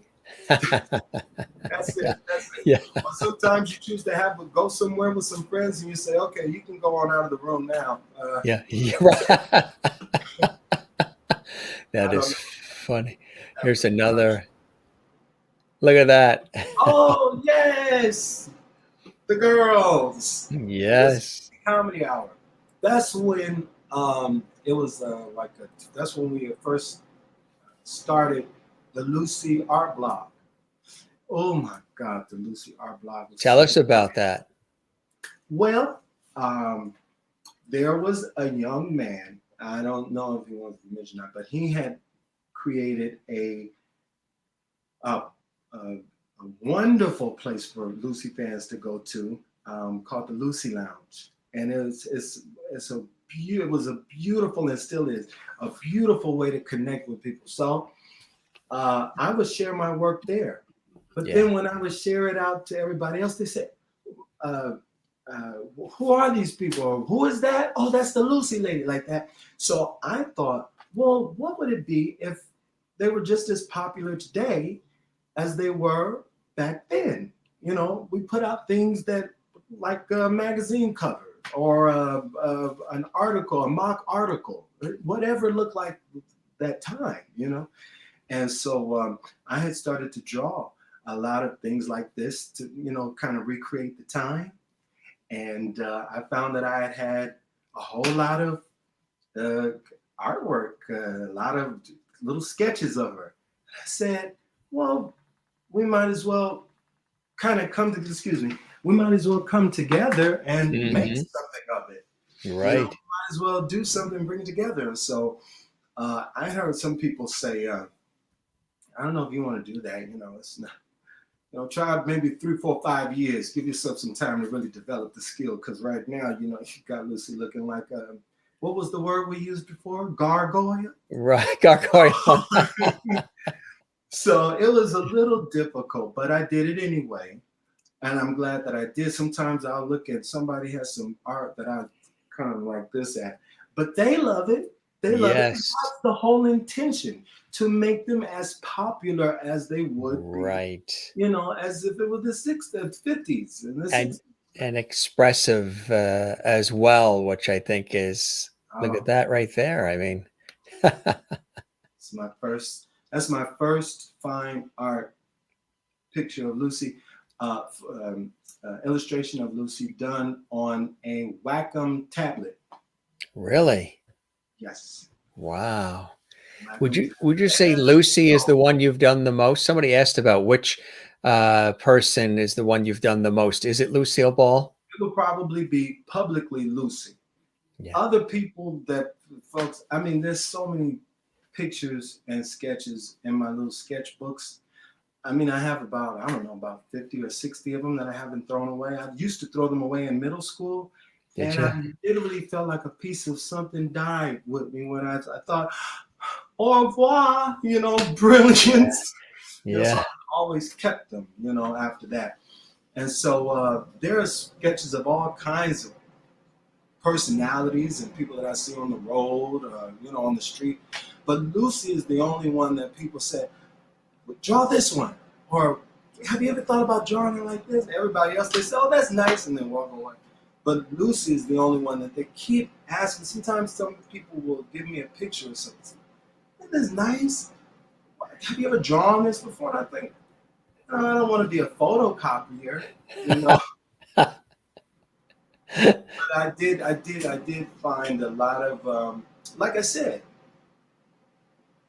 she was the quintessential face. So even though it's hard to understand, but even in drawing her nose, I understood how to draw Desi's nose. In drawing her eyes, I realized how to draw Kamala. Well, I can't say that. Anybody's, your eyes, Jim's eyes. Yeah, right. I just knew. Okay, and unlike Lucy's, go in a little bit more in the darker and the expressive. She was the I don't know, the standard. Yeah. I don't know how or why. It's like Michelangelo's guy who's like, I'm an art minor. I'm not an art major, so I should know. I think that whoever that Michelangelo is, you know, like the be all and end all, that is what I see in Lucy's face. Not her Lucille Ball Morton's face, but Miss Lucille Ball, the actress's face. Exactly. The way they meticulously did those styles that I found out was similar to how Joan Crawford had designed her face in the early years. Yeah. I heard some authors say that Lucy kind of continued it, even though it was over, like the practice of drawing the lips and drawing the eyebrows. She still kept it. So it's, you know how you have something like I don't mean this in any bad terms, but you know how you have something, you kept it so long till it's style again, like Miss Trumbull said she had. Right, it comes back. You know what I mean, like bell-bottom pants and all that? Yes. It's like that, and that's how her look was. I think even though it was from the 30s, the blue lashes, the blue, you know, shadow, and the overdrawn lips, and that's 1930s. Nobody, you know, the thicker look was in the 50s. However, look at this one. At this time, that's beautiful. It kept over time. Oh, that is very nice. Who drew that?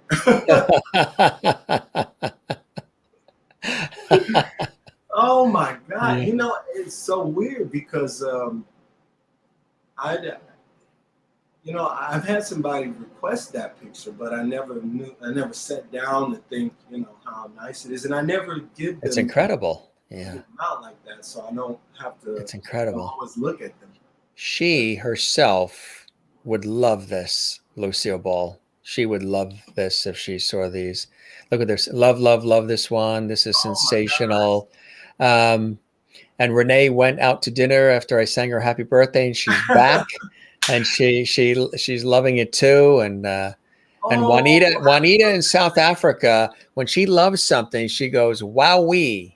And when Merlin in Canada loves something, she goes wow. That's it. You got the wowee and you got the wow. Wowing them over.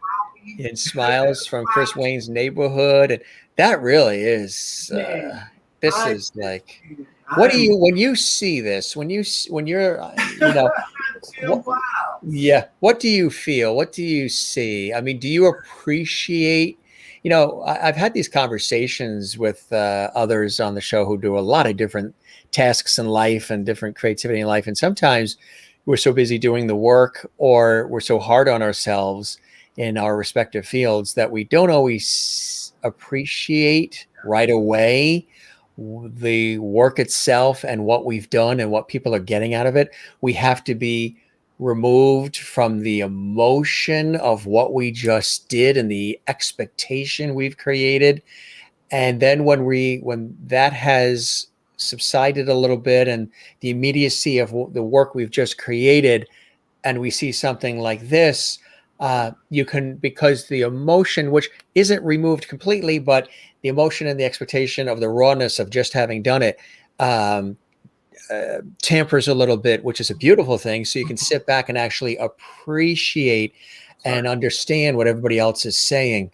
Does that take time for you to do that as well? Do you have to be removed from it and then say, you know what, that's actually really good?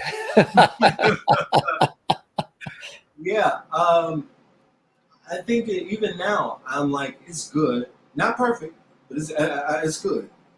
But I'm never, ever, ever satisfied with what I do. I've always had this feeling of, pardon my, try to get it out, so just shoots out. But I'm always so eager to go on to the next thing after I've accomplished what it is that I'm trying to do in that art piece, that I don't even celebrate it. Not because it's not unimportant or anything like that, but because I used to direct a choir at my at the community church, and at the church that I had gone to, and we used to go over the parts, and I'd go over the piano and play the notes and everything, and then after I went through the sopranos, the alto, tenor section of the choir, I would have them sing it all together, and they would hear themselves sound so good until they start clapping and they start doing it. And I say, please, please, this is not the time to celebrate. Get to the end of the song, and then you can do a little celebration. And that's, I think, the concept that I have for my artwork and for my performances, or for my writing, a little bit that I've done, and for the comic, and for none of it it's good enough to put out, to spread light, to get a little intrigue, and to get the conversation going. But I don't look at it like, ooh, yes. Ooh, yeah. Ooh, look at me. Right. No. It's like I often have a lot of, I don't know if it's called trepidation, but I often wait. I'm anxious before I share it. Yeah. I get that. Right.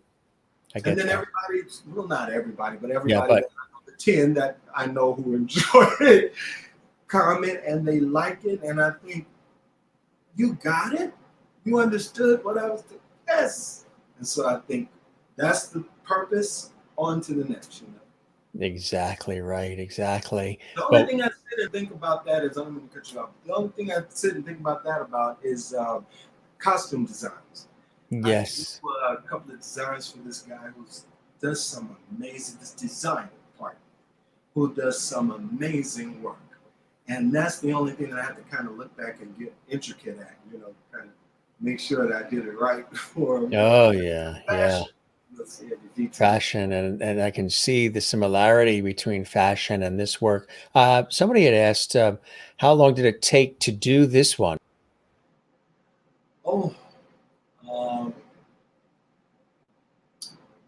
That was had to be about 2 months.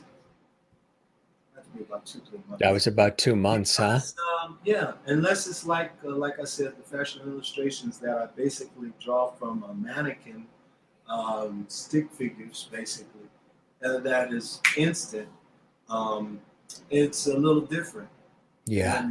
In terms of capturing the essence of a person. And in this case, I am recreating a pose or a sitting.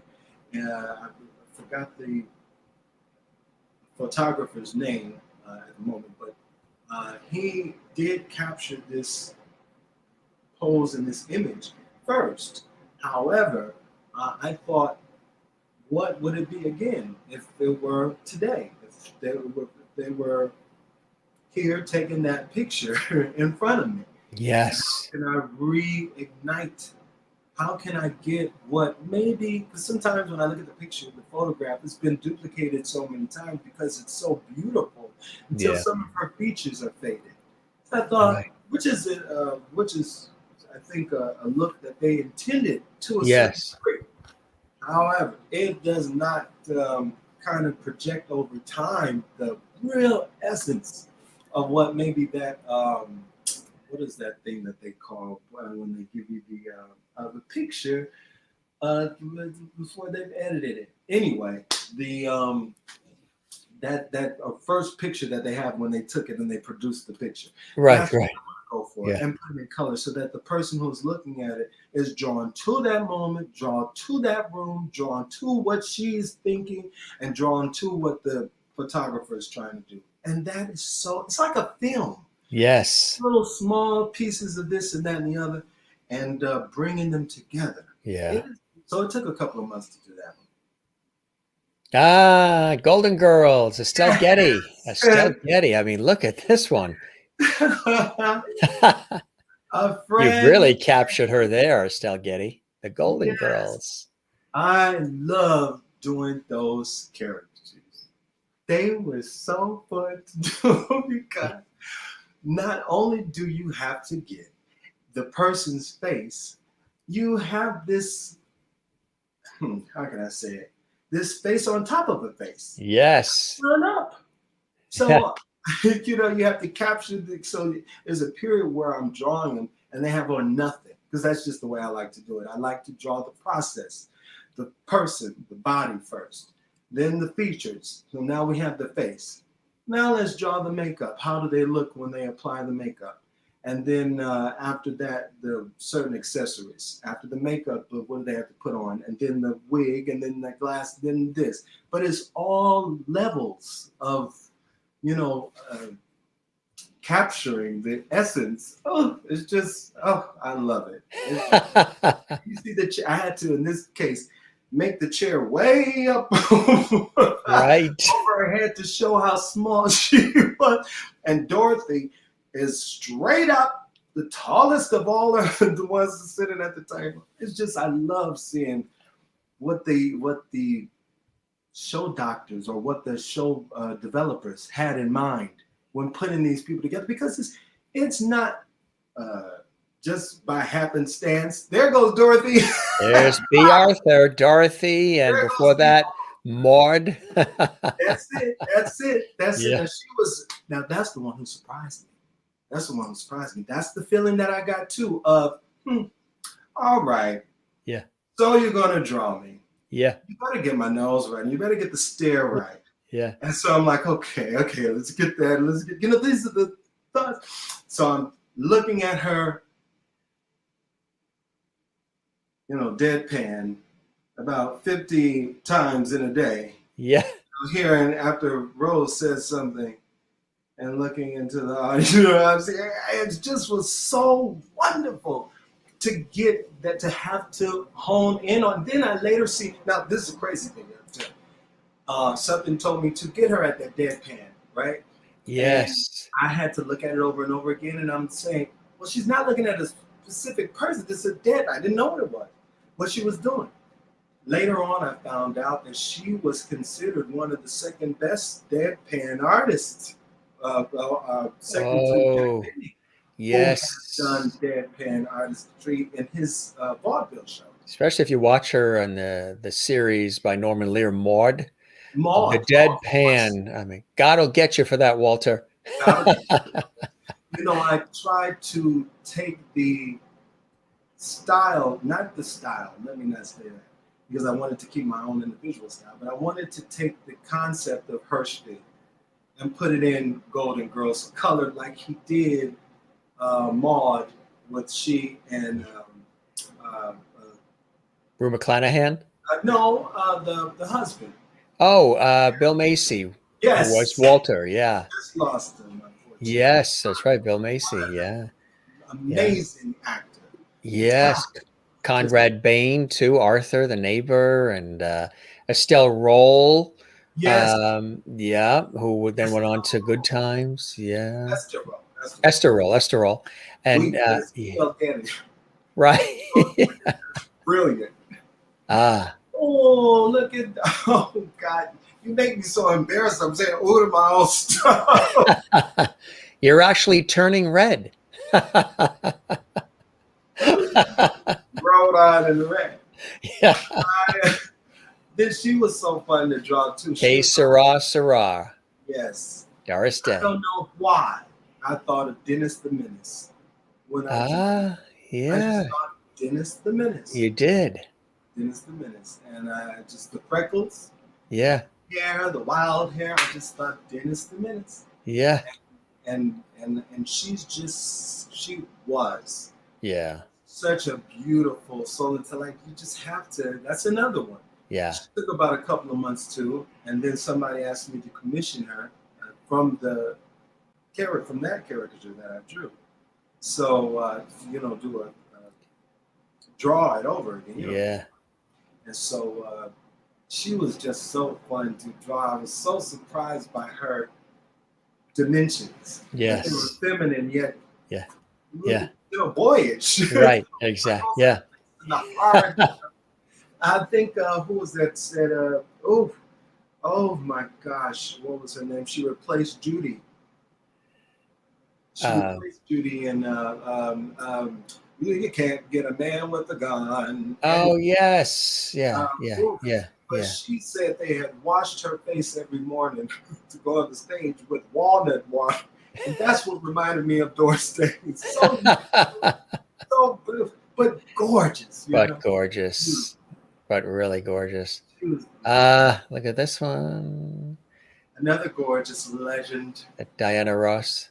Now that one took me a little while to do. Yeah. Because if you're dealing, you have to draw the boss correctly. Right. You can't just draw the boss any kind of way. And I saw that one of the most artistic her faces had been was that 60s period. She was always. Oh, yeah. But she really gave a lot of artistic freedom to her eye makeup and to her entire look. It's very expressive in the 60s. And so that's also the time that we reminisce to a lot when we think of Diana Ross. And we love her. Of course, I just mentioned her as the boss from her solo career, a song from her solo album, from one of her solo albums, but we still remember the Supremes. That smile. Yeah. I mean, you've really captured it too. Really, really captured it. From the last Ed Sullivan that they did together. And I just turned it, so that it went with the background and her complexion. Now that's Nanette Fabre. Yes. That's Nanette Fabre. You see that in the smile and in the eyes, the shape of the eyes especially. Yes. Yeah. I always figure like, nobody will ever know, but Nanette Fabre, I don't know if I hope I'm pronouncing it correctly, but her energy, her vitality was unreal. Yes. Oh, I just loved how you just couldn't, and she talked really fast, you couldn't keep it down, right. Loved it. And then I saw all of her work that she had done for the hearing impaired, and that it was thanks to her that we have closed captioning. That's right. For television and This woman is making us laugh. She's a brilliant show doctor. She's amazing at what she does. And she's a fighter for those who, for something that is a standard today. In every part of our devices. She just was a woman to be recognized when she did leave us. And she will always be recognized, I think, for her talent. Absolutely. Which is on the 6 season show, I think. Liza. That's a commission. That was for a off-Broadway show. And it was on the, put as the, don't tell me. Not only the marquee art, but the booklet. Oh, like the playbill? The playbill. The playbill, yeah. Playbill. Forgive me, New Yorkers. I do. No, that's okay. I still, please accept me. Yeah. But after everything they're seeing tonight, you are more than forgiven. And there's still so much to do, still so much to draw, still so much to capture, still so much to write about. However, this was a nice commission to do because I never kind of get the same thing that I got out of Liza that I did with Judy in terms of capturing all of that energy. I think all of that energy had, but by the time I got to Liza, it was kind of like, okay. Yeah. But what I liked about Liza was that, how could I say it? She just has her own magic. You Yeah. know, she just has her Yeah. own look, her own magic, her own Yeah. style, and that's what I tried to capture instead of trying to capture Judy Garland's daughter. You know, Yeah. no, she had her own individuality. And that's why I tried to write the name. I don't know if she ever wrote the name like that, but I tried to write the name a little bit differently. And the similar, stylistically To bold, and yeah, that exactly. Yeah. Well, you certainly captured. I mean, look. Yeah. oh, that's another one of the. I saw some performance, and it hit me. Yeah. That's probably one that the hands didn't talk to me, but her reaching out, and the legs and the tilting back, it was all like a star coming out, as Yeah. opposed to the mother who was a star. If Yeah. it didn't, she's a kid. Yeah. Yeah. Right. Exactly. But you know, so it's still this okay, you know, all right, you know, I know what I've got, but can it, you know, it's all everything I'm worth is based off of this, you know, that. But I didn't get that from her. I got this is my life, this is my bright shining star, this is me, you know. Yeah. Oh, Like she's singing New York, New York, you know? that's it. Yeah. That's it. That's You can really feel that. Joan Rivers. Joan, my Joan. I love. Do you like Joan Rivers? Sure. Yeah, it's very funny. Can we talk? I love it. Joan, what are you trying to say? Get it out. Right. She was hilarious, and she's another one that kind of had that same kind of quirky thing happen, where I started to draw her around the time of her transition, and like kind of like, hey, if I'm going, I'm about to get out of here, do something, you know. I don't know if that was the energy behind it. I just know that I had gotten fully engulfed into Joan, and she passed. And another one that happened like that was Dawn Wells. Dawn Wells. Oh, yes. From Gilligan's Island. Yes. Dawn Wells, I said, she didn't need to be worried about reading a fan letter from me. But I was looking at her in a couple of interviews with her just over and over and over again, and drew her. I never did publicly put it out there, but I drew her a little bit because of her advice and what she said. She had the Nanette Fabre energy too, you know, that. Yes. Yeah. So anyway, I don't know what it is when I get, you know, that energy to kind of do something towards their legacy, but I did with that. Oh, that's a nice one. That was a commission. Yeah. Who's an artist. Yeah. I went to school with high school with a rapper and a community activist and a legend who's no longer with us. His name was Nipsey Hussle. Oh, sure. Yeah. Yeah. Mm-hmm. We knew him as Ermias. I know him as Ermias. And I was in the 12th grade. I always wondered if he pulled that name from Nipsey Russell, the comedian. Of course. Yes. Yeah. That's what I thought. From The Wiz. Yeah, that's exactly right. Yeah. Yeah. It's a play on the words like, have you ever seen the play on words like the Twitter handles? Yes. Yeah, exactly.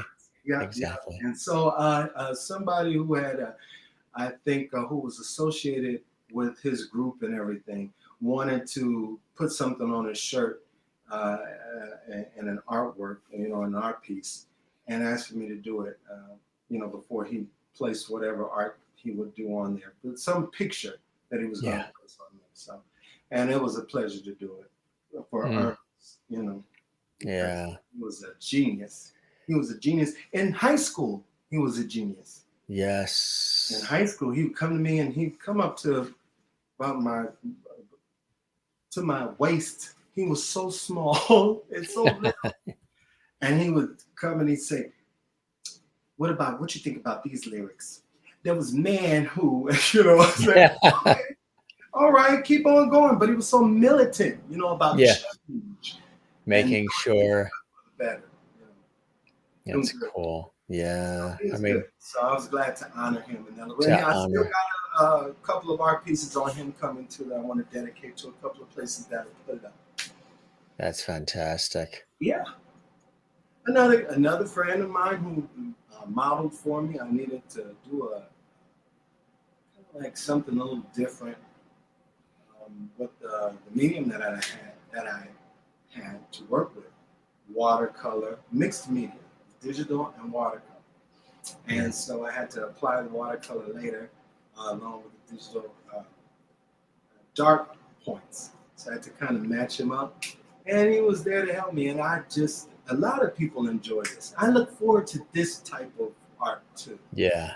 I look forward to getting into what is uncharacteristic or areas that I haven't gone into yet. I just love it because it's almost like, how can I say it? It's like going to school every day. Yes. But going to like school is at an amusement park and your class is on a ride. Yes. That's because it's just there's your mom wonderful. Again. We love that, coming back to that one. Yes. We love coming back to that one. Yes, and it's wonderful. This is another one. Another one. It's and this is where the styles, if you could say that I had some particular style, that I was found in this niche at the moment. Kind of like how Picasso kind of went into different sectors and picked up different styles along, not just Cubism, just one period of his career. That's how I kind of view my exaggeration of the form when it comes to what I would think of that to be what they call, I was going to say black art, although there's no such thing, but it resonates. The reason why they say that black art is because it resonates with the black audience, and it's instantly identified. And there's an identification in what is not accepted. The black, dark skin is not, for so long was not praised or was not put in the highest form of exaltation. And so, putting these images out and kind of in moments of celebration or in happy times with these black figures, I kind of thought would be nice to kind of touch into, because I've never seen it to that degree, but only from a few artists. Walter Mosley kind of inspired me. I don't have any color differences there, but making a person, like that, making a person faceless and giving them some exaggeration, but letting the energy and the flow be the impact is what I like about the type of art. It's very gratifying. Absolutely. And even look at this. That's beautiful. I did that in rehab. Oh, well, wait a minute. Jumping ahead. Right, let's get this straight. And in case you're just joining us, folks. In line with artistic therapy, I had nothing against, of course, rehabs, but just to make it clear, I was in the kidney rehab. This is when I was talking about the year 2020 being so difficult, and then kind of coming out of it and still being even more difficult. I remember hearing on your show one of the artists who was amazing say that he had kind of an identity crisis while in there. I think a lot of us did, because we couldn't go to the places that we have trained to make a legitimate career out of, the things that we picked up that was our passion, our duty in life, was put on hold. And there's a natural response to that of wait a minute, especially when the term essential worker is thrown around.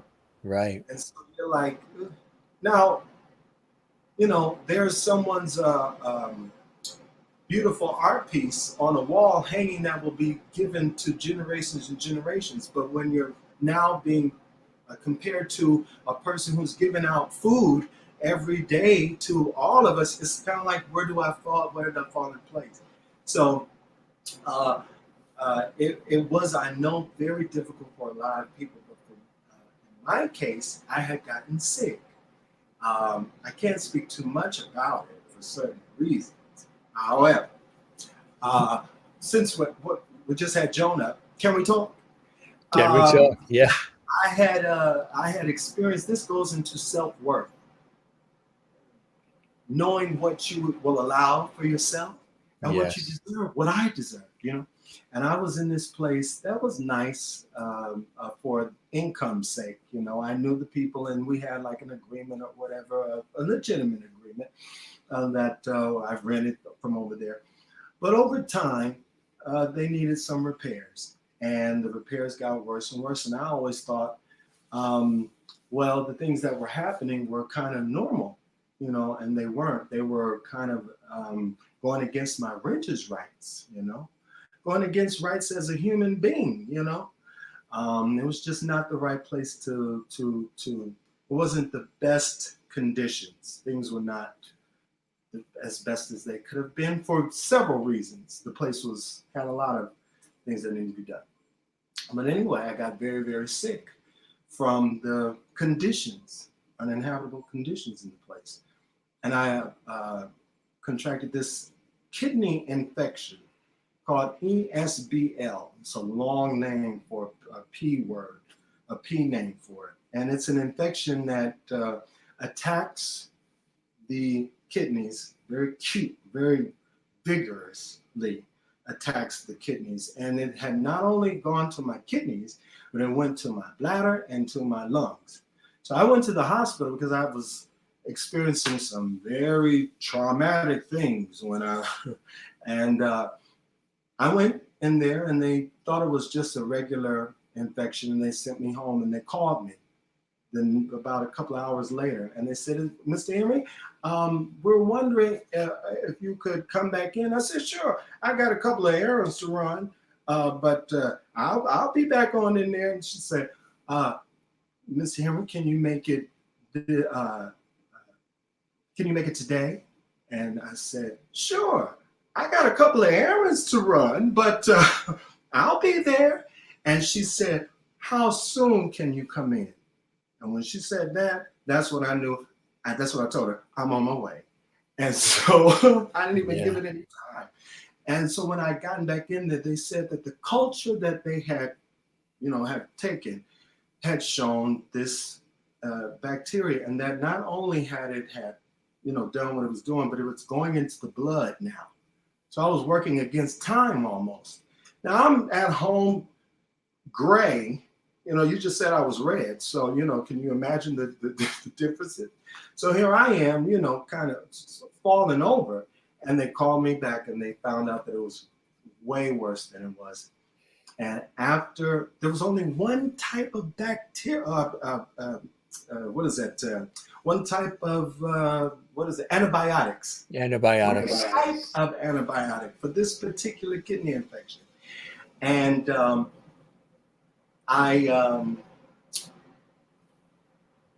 they found it. And I had went to a kidney rehab about 5 days after, about 5 days after I'd been in. 3 days were in ER. And then the rest was upstairs, getting me ready to go to a rehab because the people who were dealing with me didn't want me to go back to the place that I had gotten sick at. So it was a very, very challenging period because I couldn't draw. I couldn't do what you love. Couldn't do what I love. And it was at no fault of my own. Here I am trying to think about, other people whose job it is to make sure that I'm in a well-ran, sanitary place. Anyway, it just really put things in perspective because I was never that close. I couldn't call really my family because they're all so far away. And we were also dealing with a lot of deaths around our family, friends, people were close to us. So I didn't want to bother anyone. But until I got into the point where I was almost, expired, that's when I had to come and talk to people. So it was a very challenging time, but it taught me how, if something is poured on you,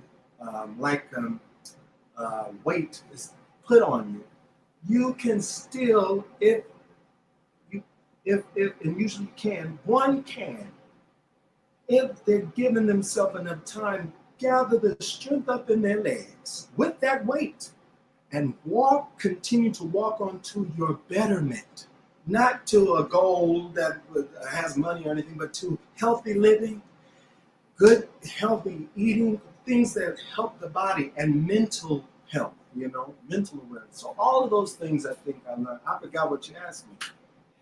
I think I asked what your favorite ice cream was. No. We were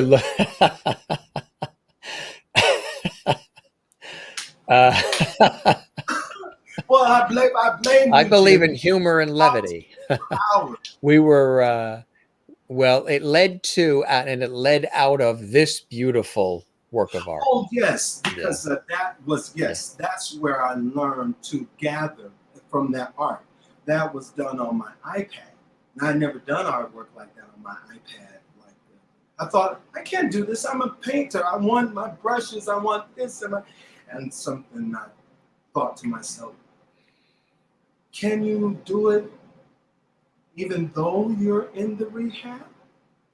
Does the rehab make a difference, or does your conditions in your life make a difference to the art that you put out to give someone else a good day, or to give someone a pleasant treat? Is something else. What's going to stop that? What can stop that? Homelessness, if you don't go back to your place, or horrible health, lower health. What's going to stop you? So I was in the hospital, not feeling my best, but I knew if I could bear, by that I mean by bearing my strength, by that I mean giving myself a push. Digging deep, and really, and here's another key, investing in myself. Right. Not any negative talk. All that negative talk was out. How did I get like this? What did I drink? What did I eat? Oh, what's the matter with me? Why didn't I think about doing this sooner? All of that stuff.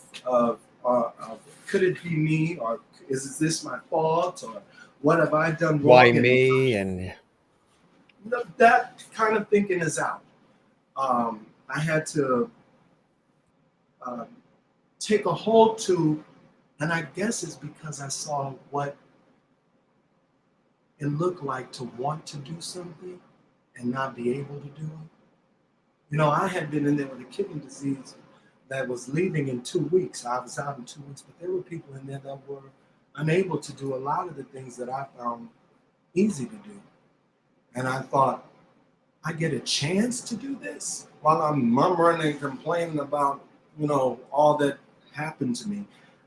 Even though it happened, I still get a chance to flip it around like a phoenix rising. And I don't think that opportunity is given to everybody for whatever reason. And for those who do survive and feel that strength within, it's for good reason. Because art pieces like that come out and are shown into the world. Stories like this are put out and given to the world so that we can all be empowered. Yeah. So that we can all be pushed to whatever the next person wants to draw. That's right. That's what I'm excited about. What all this artwork did. Right. Who's inspired in here? Stand up and raise your hand. That's right. It. That's right. Look at this.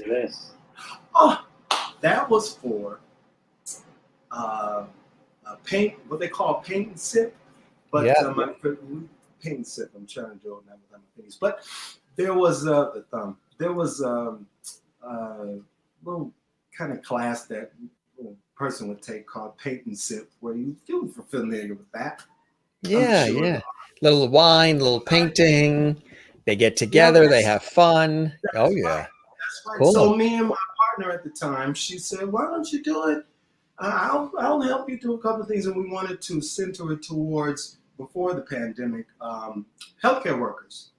You know, those who are inside of the facilities that have to experience, you know, certain things that maybe are a little challenging for the Yeah. job, even though they've taken it, it still kind of wears on the person. It's almost like the search and rescue team, Oh you yeah. know, when they find, you know, the victims or whatever. It's a job, but it still does it still takes its toll. So I thought, let's do it for you know, the healthcare sector. And then we Beautiful. branched out to the schools and everything. But then COVID and all of that, and then we, you know, parted ways and everything. So we're soon to start things up again now that we've gotten things kind of reinvigorated in the end of 2021 and starting again in 2022. It was wonderful. It was That's wonderful. I had a fantastic. ball. And I love when people would start, they say, "I can't draw." Now, I just want to tell you, I can't draw. And before you know, they would walk out with these pieces and they'll just wait till my husband sees this. Right. Or they say, or someone walk out like this. "Thank you so much. You have a good day now. Yes, you take care. You take care." Oh, no, let me do it in the frame. Yeah. So this is the painting. They say, "Oh, you take care now. Thank you so much for teaching us this. Thank you so." Never looked at me once.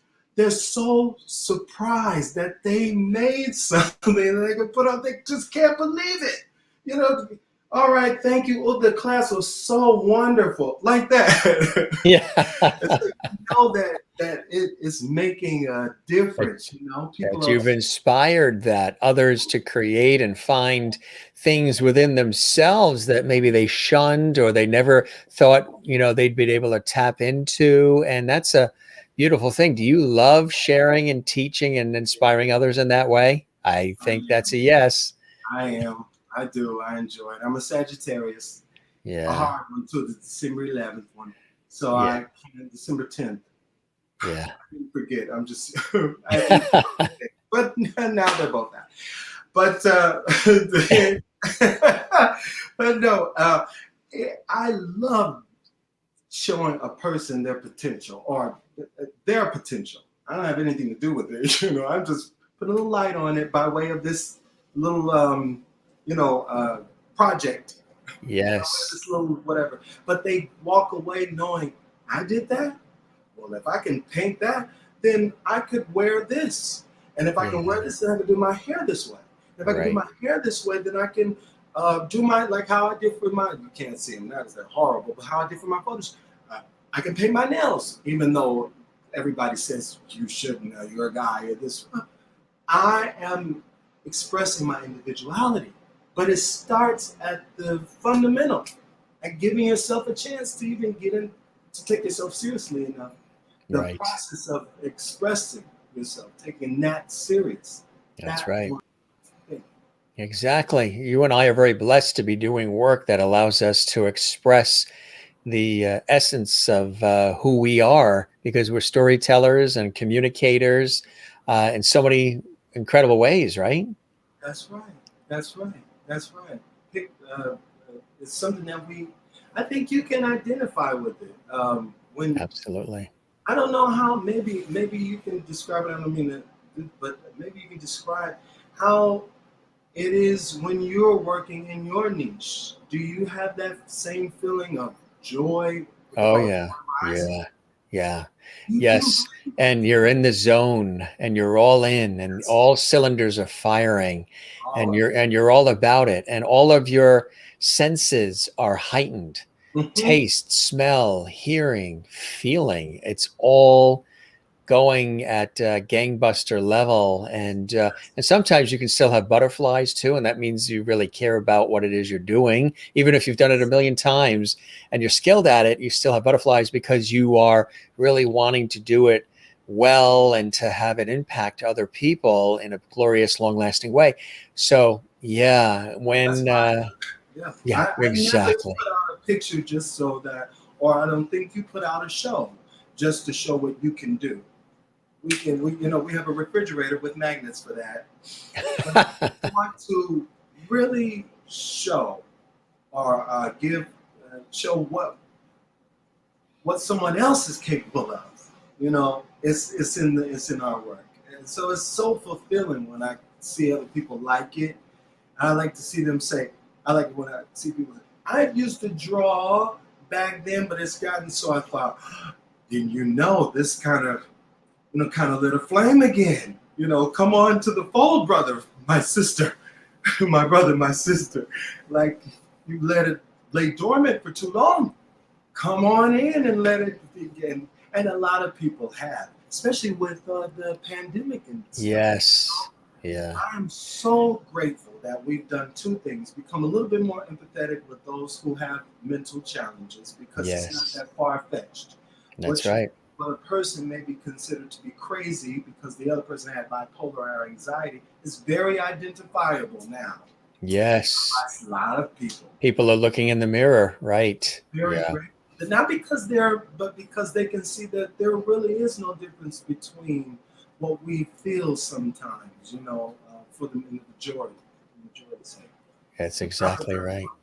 But yeah, it was to your point.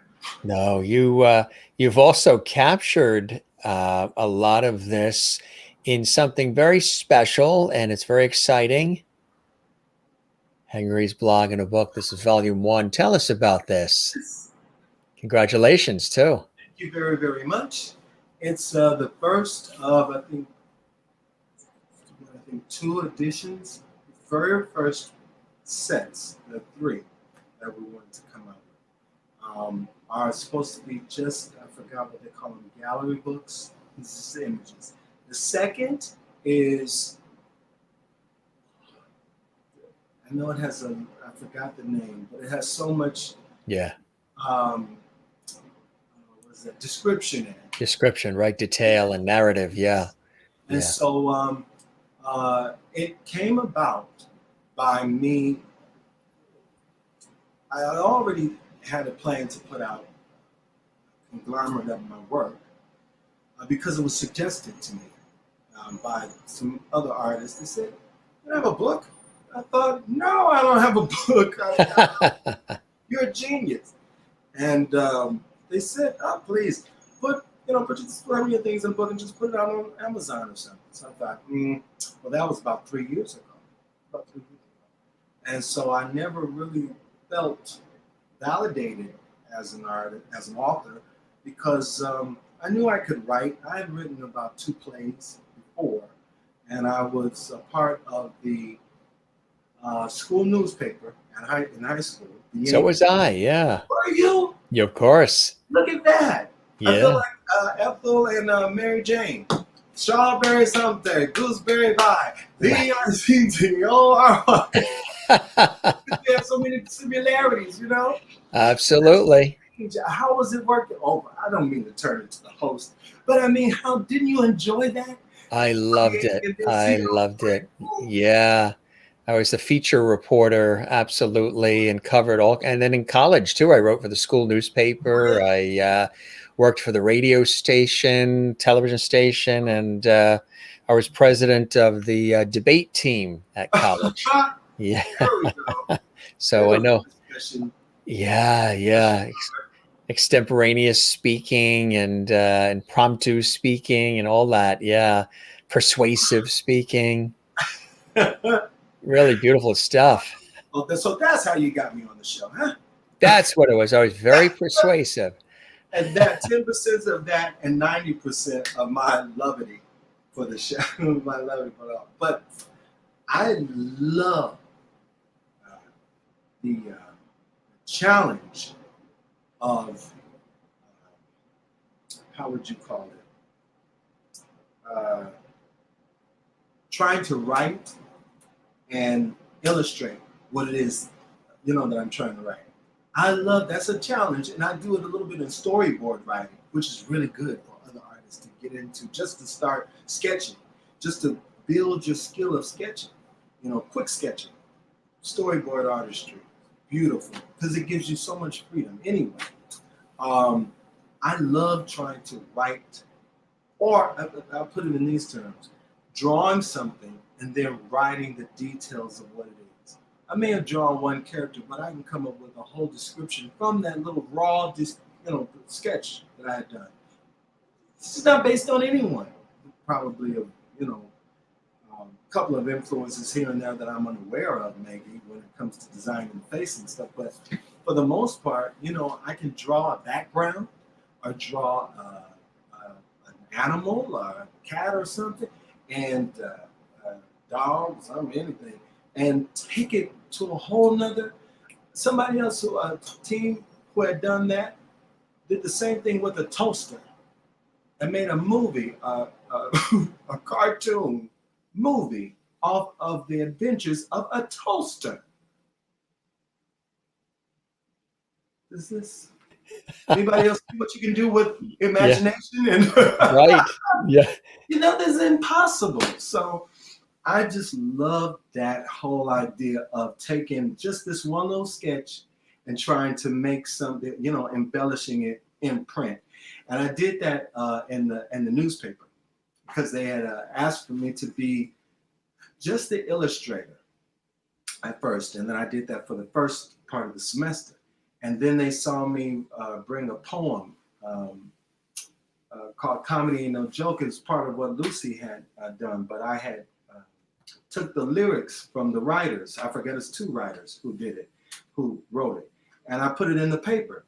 And so they said, you know about poetry? I said, yes, I'm drawing and doing poetry every, what they had called teen convention for our church. They required the Sunday school students to participate if they really had the want. But anyway, I had been familiar with writing, and so they let me do about 2 articles in the paper. But they afterwards, I think, I don't know how it is for a regular paper, but that high school paper was cutthroat, Jim. Yeah. Now he already had his, she already had hers. Yeah. It was like her story ran last week and she was on the cover. What about mine? There you go. They had a line. Somebody was they would have 2 lines this week, and then the next, because we didn't come out every week. It was like every, I think, 2 or 3 weeks. But anyway. And you realized that she was dating the news editor. That's why. That's why it was always on the cover. That's it. And they were the homecoming king and queen. That's right. There you go. I would have played my cards right. Maybe it would have been. Yeah. I want to show there's it's a 3 set, right? And people can. Oh, yes. I was talking about the book. My God. Yes. People can. And people can order these, right?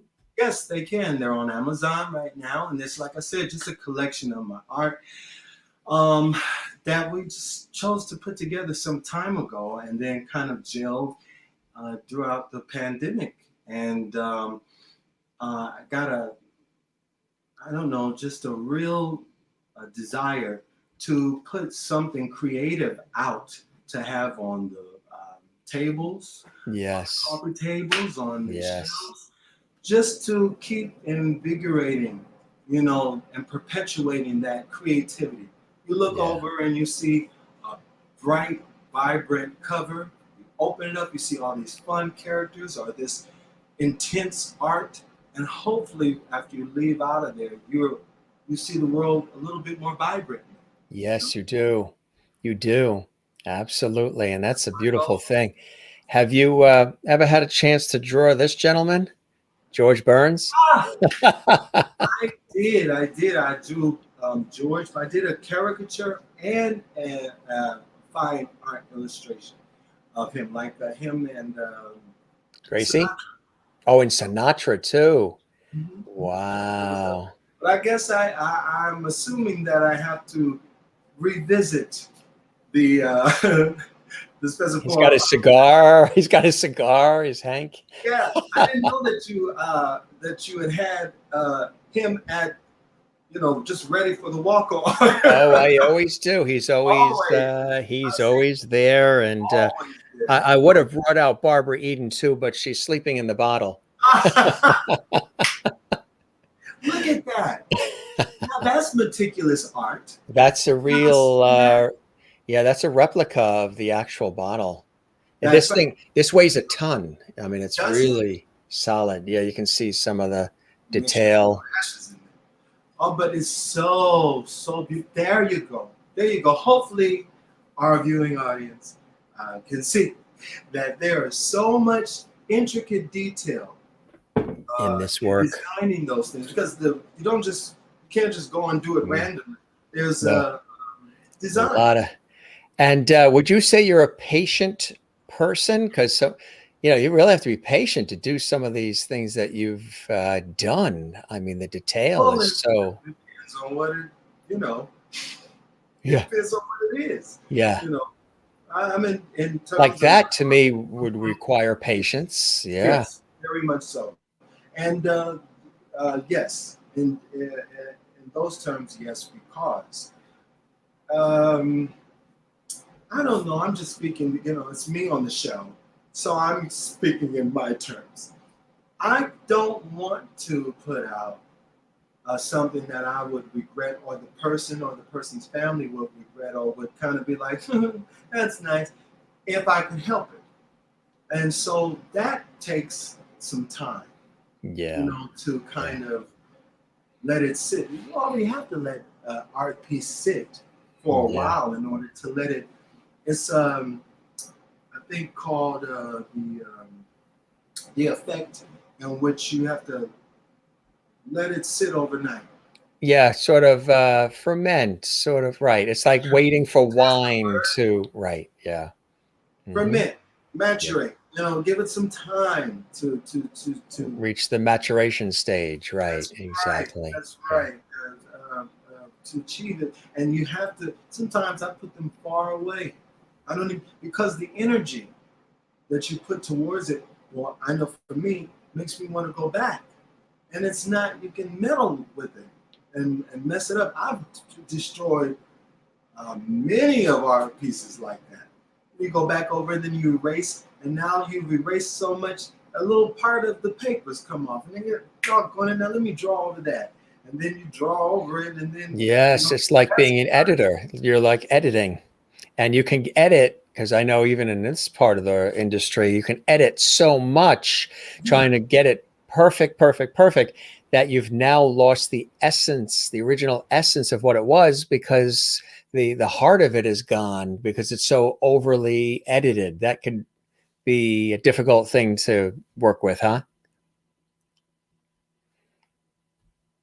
I love that expression that he has. It looks like he's really deep in thought. Let's see. Let's take a look. Deep in thought there. Is he? I think he might be editing his words, possibly. He's thinking before he answers, because he's editing. He's frozen in time. He just did an on-the-spot photo of himself. It looks so lifelike, doesn't it? Wow. He captured him. He captured himself in deep thought. He faded off, but I think he Wi-Fi. Amazing. Wouldn't you say amazing? Your comments tonight have been terrific. Hopefully he'll come in. Maybe there's a storm rolling in where he is. He's on the West Coast in Los Angeles, where the temperatures have been very, very, very hot. Kathleen, you posted something really, really cool. And if he's not able to get back, if you're watching, Henry, just come through the link again and we'll get you back in so we can say our wrap up. But, and I'll talk to him after the show anyway. Can you draw Jim Masters? I'd buy one. That would be cool. That would be cool. I think the last time somebody did that, we were at Disney World in Orlando. And I was a teenager. And, you had the people that did that on the spot. Here he comes. Here he comes. He is tenacious. Welcome back. You were frozen. You were frozen like this in the thought. And I said, what you're witnessing now is Henry just on the spot, doing a wonderful portrait of himself in deep thought. Look how lifelike that is. Oh my God, his eyes are closed. He's like this. This guy's a master. He just did it like that. It's like, Henry. Yeah. Oh. I'm so sorry. I don't know. That's happened. During that time, Kathleen Walker in New York says, "Can you draw Jim Masters? I'd buy one." Yes, I agree. I second that emotion. Yeah. Alessandra says there is art everywhere. Sherry Larson says, "Thank you, Henry, for sharing your art and your insight with us. What a talent." Maureen in Arizona says, "I have really enjoyed this peek into your world. Your art is absolutely mind-blowingly realistic, and your positive energy is a B." And then she got cut off. Oh, what could that be? I love Whoops. that. Your positive energy is as bright as your star. I thought she was saying your energy's up. And Gita Lloyd, who's a wonderful artist herself. The mind, yes. Oh, she's in northern California on the Oregon border. And she and her husband, David, Nigel Lloyd, he's music and she is art and drawing, photography, and it's just the two of them are so incredible. She was on the show, actually. You can see the episode with Gita and David just about a week ago. She says the mind that draws, it has to disengage to see the piece. That is so very, very true. Alessandra in North Carolina says your smile and your joy for your work is infectious. She also says you were frozen in time for a short time. Oh my God, Jim, this was wonderful and an amazing show.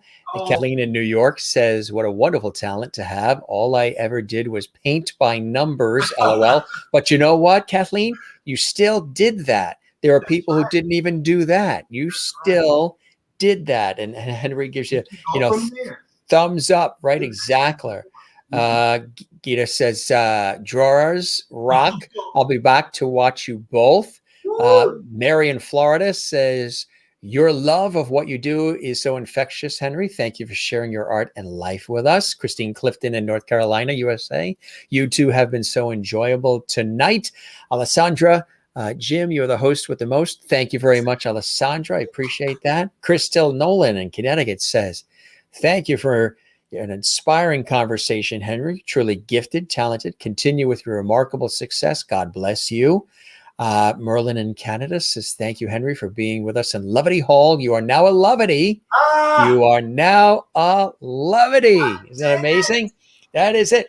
Like I say, there's Oscars, Peabodys, Tellys, there's Tonys, Grammys. But when you get a Lovety on the Jim Masters Show live, it is amazing. High five. Boom. He is a Lovety. He is a Lovety.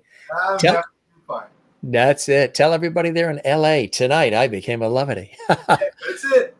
Henry, the love you have for what you do is so contagious. From Alessandra, Juanita in South Africa. That was most amazing. Thank you, Henry, for sharing your beautiful art with us. And Wozniak in Florida.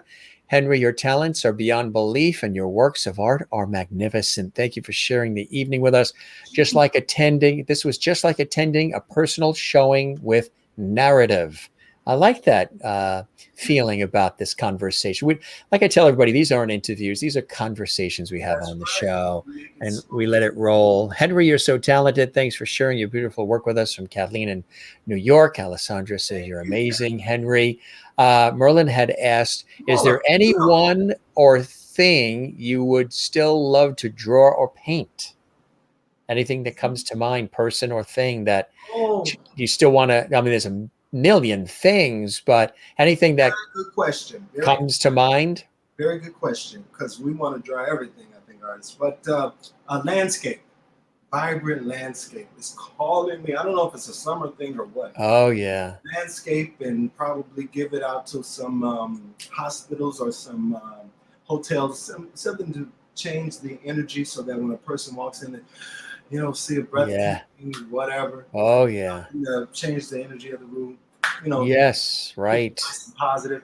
positive and believing. You're like me, believing and leaving the room better than we found it. There Absolutely. you go. That's what it is. Oh, That's what it is. Austin Field says another wonderful show. And Jen Barry in Allentown, Pennsylvania says, Henry, thank you for spending time with us. Please come back.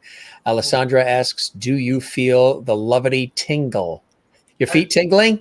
Yeah, your hands are tingling? yes, I got bumps, chill bumps. That's it. Such beautiful work and smile, and your smile is infectious. Amy, who's a poet, I always mention that she's a poet. She goes, thank you for sharing your God-given gifts with us. Beautifully said as well. My friend, this was really amazing. We chatted just a light chat, 2.5 hours. It doesn't feel like it, right? 30 minutes. Doesn't feel like it. Just 30 minutes. Every time I talk to you, I always feel like I'm getting so much, so much energy and to keep me motivated. And it's like that with so many of the shows. I don't know if I can say it publicly, but it's almost like on a daily repeat. The nuggets, like the little golden nuggets that are dropped in the conversation continuously that you hold on the show is just beautiful. It's just wonderful. And then for the performers who come and share, and for so many of the talents, the extraordinary, legendary artists that you hold and host here, it's just a pleasure to be a part. And it's just wonderful. It's just a wonderful feeling to just watch it, to just be involved. It's like I'm with family. So I'm very grateful. Oh, my pleasure. Alessandra actually says now you are family. And I'm gonna cry in front of the world. That's it. I tell you. And Renee says, thank you for sharing your art with us, Henry. And Alessandra says she could watch even longer. She goes, I am complete awe. And to have the conversation without even a sip of water. Actually, Merlin, I have to tell you something. That actually is very smart, because there have been times where we've had guests where they kept sipping the water and then they had to do a quick exit. So he was smart. He had his water earlier in the day, so that way he didn't have to although when he did freeze frame, maybe he did have to depart for a quick second. We will never know. I don't know. It'll be our secret. Alessandra says, big hug, Henry, which is really, really cool. Good stuff, I tell you. Why do you love doing this work, Henry? What is it? How does it bring you this great joy and blessing that it does to continue doing this in the beautiful way that you do, my friend? The show tells it. It's a shining example of why I do what I do. This show right now, just the responses, the interaction with you. You see that we haven't talked about anything but positive, great, artistic things that help push the conversation and the experiences further. I hope that someone in seeing my work in the future, because the best is yet to come, knock on anything. But I hope in seeing the shows that they get the same kind of feeling that I have when I watch it and that I have right now. And we're part of a creative and open-minded family that's based in levity and just has a creative current that's ever flowing. I'm appreciative. I can't describe it anymore than how I feel. I have to give you all a big hug everywhere. I don't know if I have that much gasoline, to make you get to me. To be able to get to all those places. We could do it virtually right now. There you go. This is perfect. But thank you, Jim. I just love what I do. I love pushing. I don't do what I do like I said, to show what I can do. I do it so that maybe 3% of that, but I also do the rest of it to show others what they can do, so that they look at it and say, "That's nice." I wonder I wonder if I can do that. You know? Right, exactly. It's Yeah. right. I agree That's 100%. hard, because it's Um, within us all. you mentioned as far as tearing up. Well, you might have to get the Kleenex. Maureen says, you are honestly one of the happiest persons I have ever met. And she works in the medical field in Arizona. Um, I just love you to pieces. Thank you so much for sharing your evening with us. And Wow. Merlin in Canada says, ditto, Maureen. We've got a great group here on the Jim Masters Show Live. It's a unique place we've created. It's a Wow. unique place we've created here.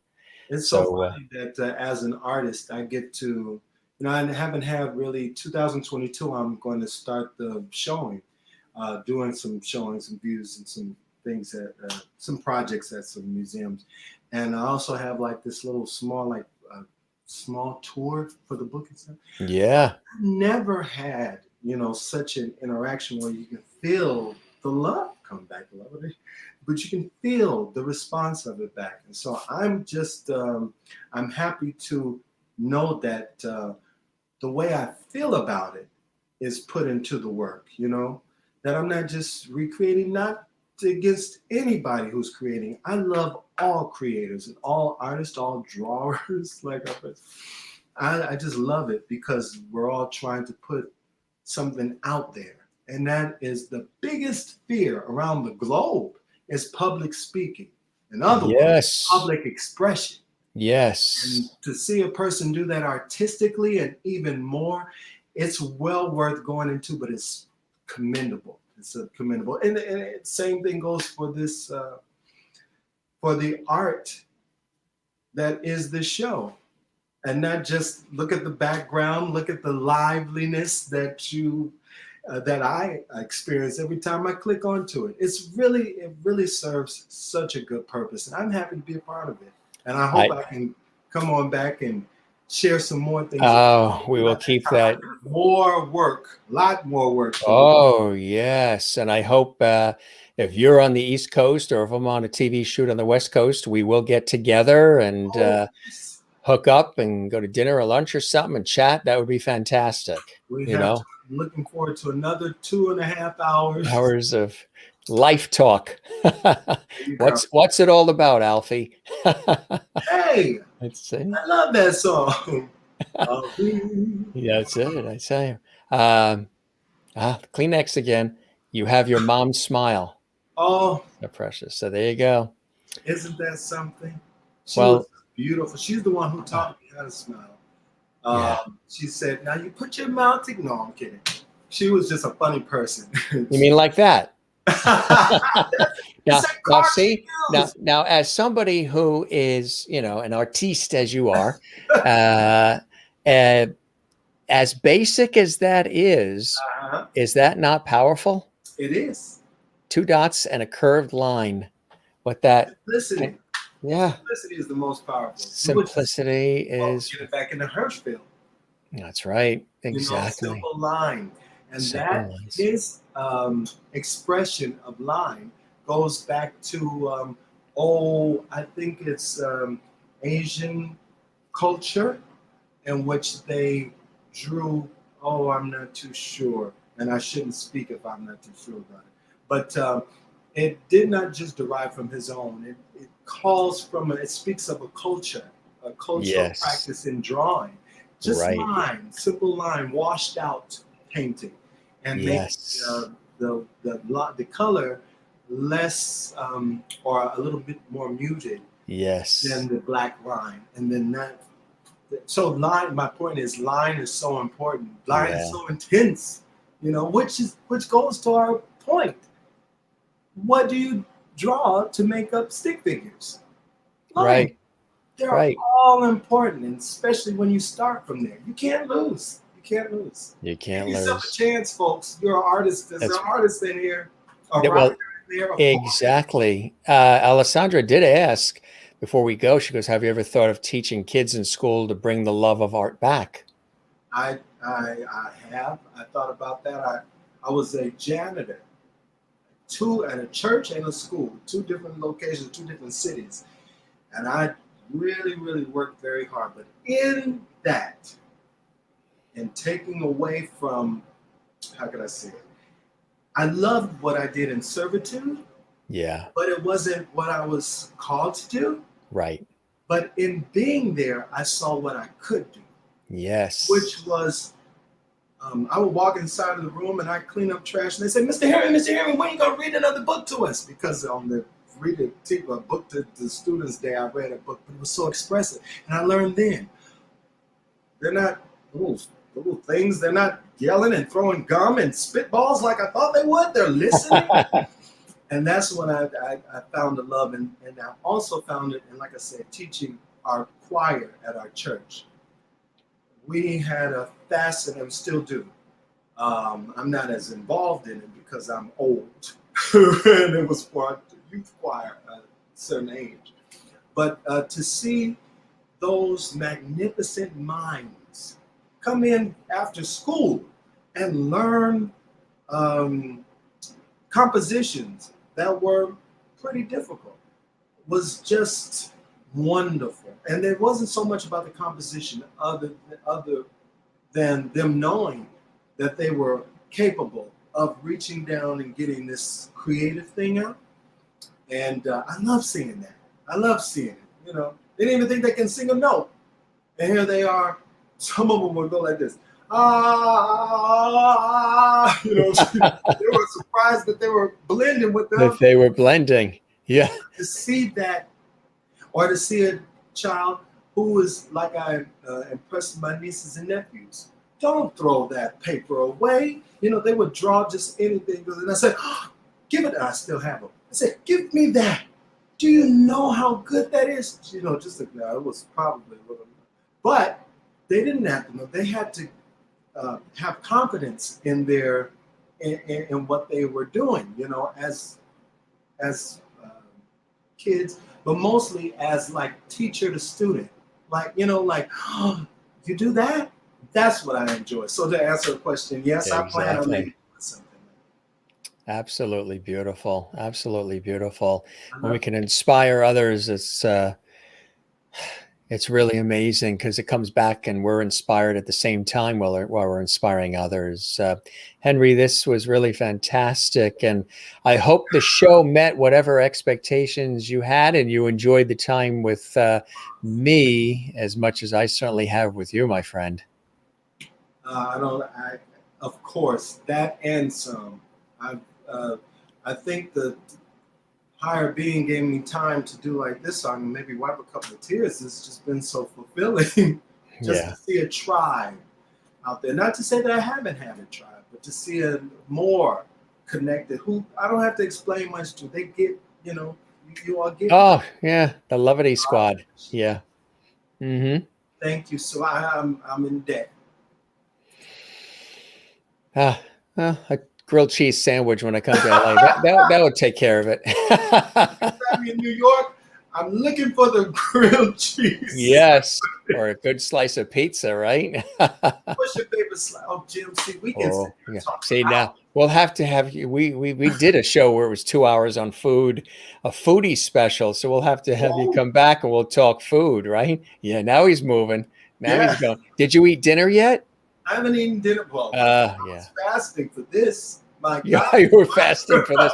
You didn't want to have an upset stomach or anything with the emotion of doing this, right? I couldn't have anything stop me from this. No. We've been looking forward to this for so long. We've planned this a while ago. I'm at home. I don't want to go. Don't take me away. I'm holding onto the screen. Right. Well, you take care, my friend. You're the best, and we will definitely stay in touch. We'll get together. You're welcome back anytime. Continue to do what you do so well. Spread the word about our show. We would love that.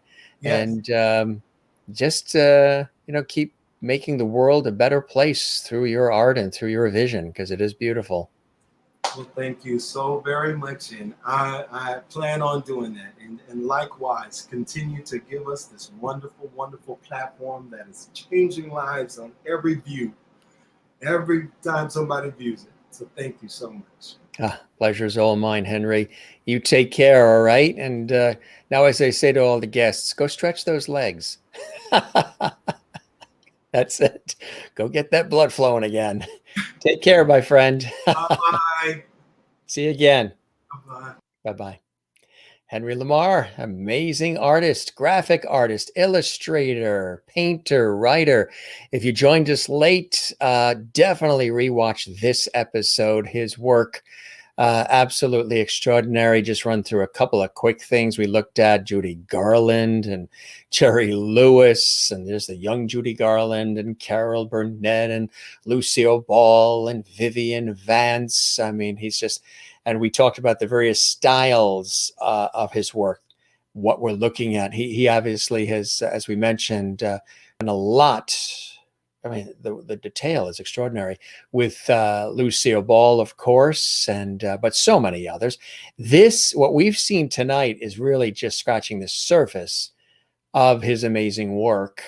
Very, very little. There's Vivian Vance. We didn't see that one before. That's a cool one, too.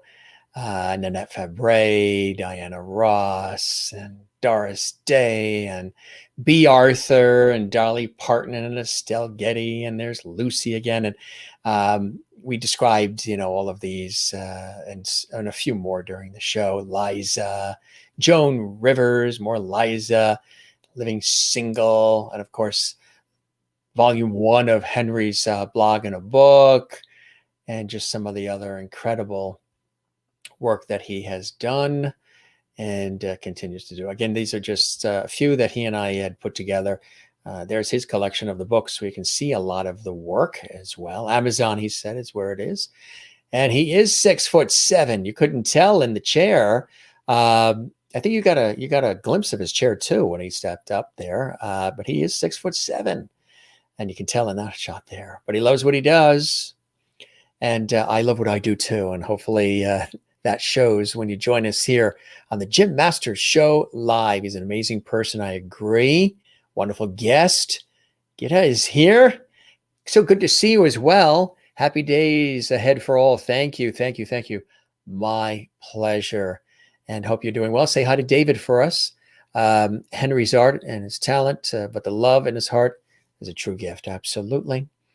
Talent overload, another amazing guest. Thanks, Jim. Good night, everyone. Yeah, that's what we do here.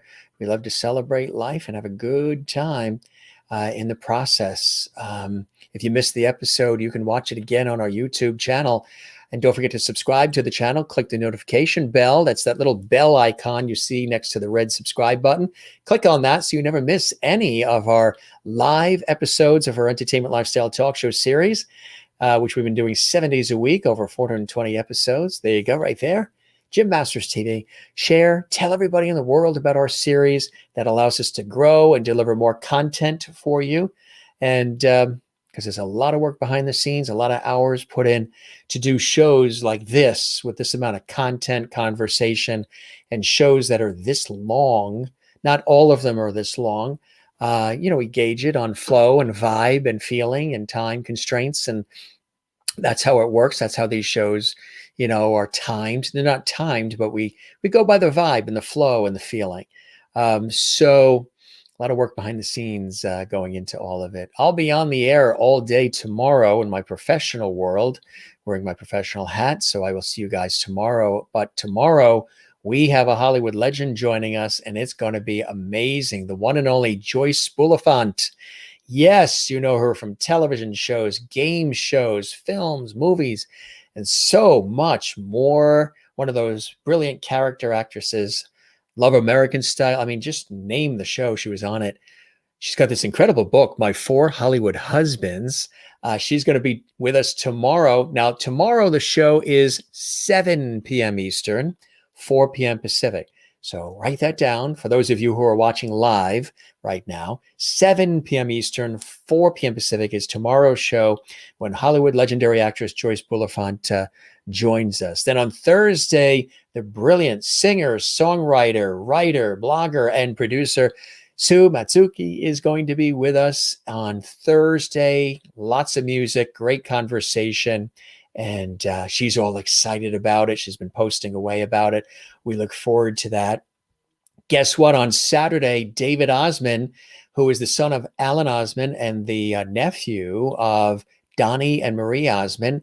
He has new music out. He's part of a new band. He's also hosting Wonderama, yes, the kids show, and so much more. He's all excited. Matter of fact, his people watch our series, the Jim Master Show Live, and they reached out to me and said, David wants to come on your show, Jim. Loves the vibe, loves the feeling, loves the way you do the show, and he wants to come on. So David Osmond of the Osmond family, legendary Osmond family, is with us on Saturday night exclusively, 8 p.m. Eastern, 5 p.m. Pacific. Then on Sunday, live and direct from Ireland, Irish soprano extraordinaire, the brilliant Mairead Healy is going to be with us. That's a special time, 2 p.m. Eastern, because it's going to be later for her in Ireland. So we're going to do it at 2 Eastern, 11 a.m. Pacific, 7 p.m. GMT, which is in Ireland. And of course, you can watch live or you can watch later on in the archives if you are not around. And again, that's just a short list of some of the amazing people that are coming on the Jim Masters Show Live. Don't forget, all of the episodes are on our YouTube channel, and subscribe to the channel, share, view away, binge watch. A lot of you like to binge watch these incredible episodes. And boy, do we love that. We really appreciate that. Thanks for all the letters, the notes, the gifts, all the things you guys are sending in the mail. We received some more things. On Friday, we have this big box we're going to open. On Friday, we're going to probably do a pop-up show on Friday. All right, because I know you've been wanting to do a host Lovity viewer chat pop-up show. So we've been long overdue. I've been really busy with my professional work, and then we were on vacation up in New Hampshire, climbing Mount Washington, 6,000 feet in the air, and it was really cool. We loved it. We'll probably do one there. Marty Thompson is here. Good day, mate and Lovities. More and more as I grow older, I find myself looking for inspiration in painting, illustration, video games, and old movies. Marty, thank you very much. That is what you call super chat. And that is beautiful. That really helps support our show as well, and all the work and the hours and the content and everything that goes into this incredible affair we call the Jim Master Show Live. Thank you, Marty. I appreciate that. Super thank you from me to you. Personally, I thank you, Marty, for that super chat. That's something that is available to all the viewers during the course of our show. And Marty, we're going to open up that box you sent, that gift, this Friday. Marty was also a guest on our show. He's a brilliant performer. And we say hi to Marty and to Babette as well. And thanks again for the super chat. Thanks, Jim, for another fantastic show. Talented Henry, please check out for an email sent earlier. Terrific. Good night, Jim and Lovity friends. Tomorrow is my 1-year anniversary of JMS Live, and that's going to be on the night that Joyce Bulifant is here. So that's amazing. Happy birthday once again to Renee in Iowa. I personally sang happy birthday to her earlier in the show, so you can always rewatch that if you want. You don't have to, but if you want. Sometimes when we get a chance, we try to sing happy birthday. Everybody tells me I need to get on Cameo to do that. Good night. See you tomorrow, Alessandra. You as well. Thank you, Jim. Looking forward to all the upcoming guests. Happy to be here this week. We're happy you're here as well.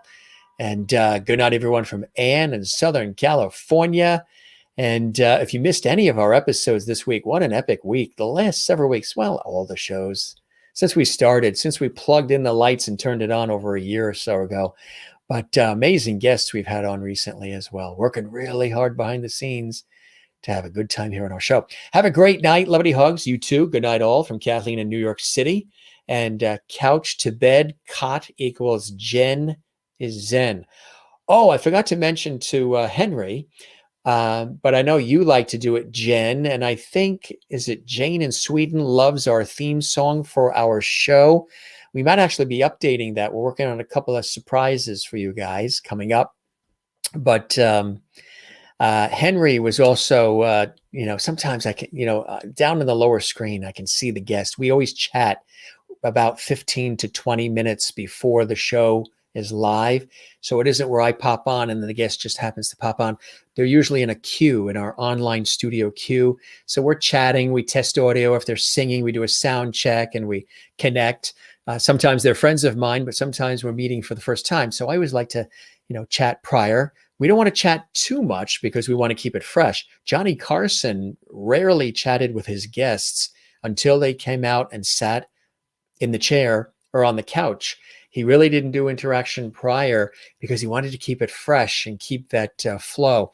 So we'll do a brief chat prior to the show. But when the show theme song for the Jim Master Show Live started, Henry was, grooving out to that theme. And a lot of our guests too, you could see them. I can see them in the little screen on the bottom there. They're like, as soon as the da-na-na-da-na-da pops on, they're moving, they're kicking up their heels. And I think that is cool. Maureen says, Jim, this has been an incredible evening. What a great conversation with Henry. If you guys didn't see the episode last night with Fox LA meteorologist and author Maria Graban Whitesell, where she talked about the book You're Not Alone that she wrote about losing her husband. She's a beloved meteorologist on KTTV TV in Los Angeles. That was a very moving and beautiful episode last night. Check it out. It's on our YouTube channel. What a great conversation with Henry. I feel honored to have gotten this private showing of his art. We were talking about that. I told him that I wanted to share some of that with you here on our show. So we put that together, he and I. Thank you so much. You're very welcome. Looking forward to tomorrow's show with you as well, Alessandra and Crystal. Good night, Jim and Lovelies. Thank you for another phenomenal show. My pleasure.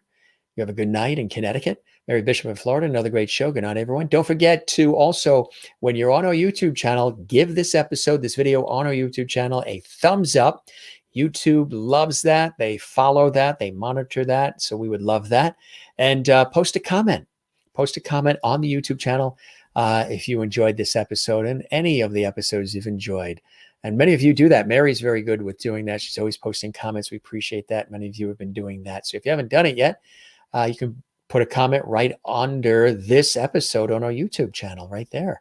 Kathleen, awesome show. Great talent. Thank you very much. Renee says, thanks for singing to me again, Jim. The pleasure is all mine. And Karen was here from Nova Scotia.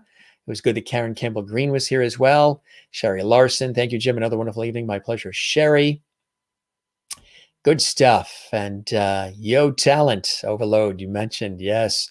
Thank you very much, Juanita, and all of you here. You guys are the best. So you're watching the Jim Master Show live. We're going to wrap up. If you've ever missed any of our episodes, they're all available for you on our YouTube channel, Jim Masters TV. We'll be back tomorrow night. We're live here. Our summer hours are 8 p.m. Eastern, 5 p.m. Pacific. Usually we are 7 p.m. Eastern, 4 p.m. Pacific. Cool. But during the summer, we're doing 8 p.m. Eastern, 5 p.m. Pacific, because I'm really straight out during the day on the air. Plus, also, it's so beautiful out. So many people are out and about. So we're giving you time to come in. I love this. Lines, colors. This was an amazing show. Henry and Jim were magical. Thank you very much. I really appreciate that. And I hope you will join us again and spread the word about our series. We love that. We love that. Yes, I know you guys want Lovity mugs, Lovity hats, Lovity t-shirts, all kinds of Lovity. We are finalizing that now. Also, we're working on the Lovity cruise for next year, going to Bermuda. So we put a few things out there in our Facebook group, JMS Live Lovity Hall. We threw a few places out. A couple of people, said, oh, I would like to go to Europe. I'd like to go here. But we thought maybe in the beginning, since we're doing this for the first time, maybe we'll do something a little bit closer to home, something a little shorter. So it looks like a lot of people want to go to Bermuda. And I've been there twice, actually, through promotions I've done with radio stations that I hosted shows on. And we had the listeners actually come, Jim Masters and the listeners. So we're going to do that with this, with our Jim Masters Show Live Lovity Cruise. And we're talking about it in our Facebook group, JMS Live Lovity Hall. So we're working on that, Kathleen. Hey, Ann, thank you very much. She just did super sticker. Thank you. I appreciate that. That is a very beautiful thing. Ann, one of our lovely viewers, just did super sticker. There's super stickers, there's super emojis, and it allows us to highlight your comment so it rises to the surface, to the top. And I personally thank you as well. And again, that helps our show. That's a beautiful thing. Anne and Marty and Kathleen, Thank you for doing that. The super stickers, we appreciate that. Super stickers, super emojis, super chat. It's at the top of the screen when we do live comments. When you have that chat during the show like you guys are doing now, I guess that appears there. That's something new that YouTube is doing for certain shows, and they're doing it with us, which I think is beautiful, and is doing it in SoCal. Thank you very, very much. I appreciate that. And Lines Colors, thank you too. You all talked like family. You two made my night. Thank you very much. Henry did move with such animation. LOL. It was as if he was happy to be here the entire time. He actually was. We've been chatting for the last several weeks. We chatted probably about 20 times today. He actually said he was a little nervous in the beginning, before we were on. And I said, no worries. You're in good hands, my friend. We'll have a good time. And he did. He opened up, he shared, he emoted, and he went out with a blaze. And I think it was cool. Lines Color says, Jim, you are great. Henry's work brought me here, and now I'm a fan of the show. Thank you very much, Lines Colors. I appreciate that. Spread the word, and hope you'll subscribe to our YouTube channel, Jim Masters TV. We would love that. Marty Thompson is here. Looking forward to Friday. I'm excited for you to open the gift. Make it a great day, mate. I can hear that with the Australian accent. You too, Marty. And my Babette and I went to Bermuda on our wedding. Love it. So you'll have to go on our lovely cruise and return for the anniversary. That'll be real cool. Gang, you guys are the best. Thanks for hanging out with us. We were live in Los Angeles, California with our great friend, Henry LaMarr. Great shot, huh? And here's another one too. It's amazing how it can even do wonderful art reflecting his talents and personality. He's really amazing. So we thank Henry LaMarr for joining us. We thank all of you for joining us as well. This was a epic show. My God, we've gone 3 hours, huh? We haven't done a 3-hour show in a while, but it was a lot of fun. Joyce Bulifant, the Hollywood legend, is going to be with us tomorrow. And look at this. Isn't that beautiful? Wonderful story that he shared about, the illness that he overcame, and how he's inspired to continue his art during that as well. As we say here on the show, don't forget to smile. Don't forget to share the levity. Don't forget to find your Zen place. My Zen place, of course, is with loving family and friends, of always paramount. And then cycling and tennis and music and writing and gardening and all of it. I'm a cyclist. I'm a swimmer. You got to drag me out of the ocean. Swimming, surfing, boogie boarding, sailing, walking the ocean. Can't wait to get into the ocean. We should be diving in it soon. We're going to be going to Florida very soon to see family. We're going to take you guys to Florida on location with the Jim Masters Show live. That's going to be cool. And my work in television, radio, stage, and film over the years, that is also very Zen. Henry asked me about that. When I'm doing my thing, like he does his thing, am I in, sort of a zone? Do I really love it? Absolutely. Absolutely. Really, really do. So find your bliss and share it with the world. Sherry says, good night all and sweet dreams. To you too, Sherry, and to all of you. Thanks for being with us. We'll be back with Joyce Bulifant. She's going to be amazing. Tomorrow night, 8 p.m. Eastern. No, 7. We're going back to 7 tomorrow just for that particular episode. For those that are watching live. If you're not watching live, you're watching this later. I just want to acknowledge everybody who watches our show when we're not live. I know we emphasize the live a lot, and there's all the comments and interaction. But for those of you who watch this later on when we're not live, we welcome you as well. Your subscription to our YouTube channel, your viewership means the world to us. We see the views, we see the analytics, we see the growth. If you're just checking us out and you are liking what you're seeing, we hope you'll come back, and we hope you'll tell your friends, leave a comment, subscribe, all those things.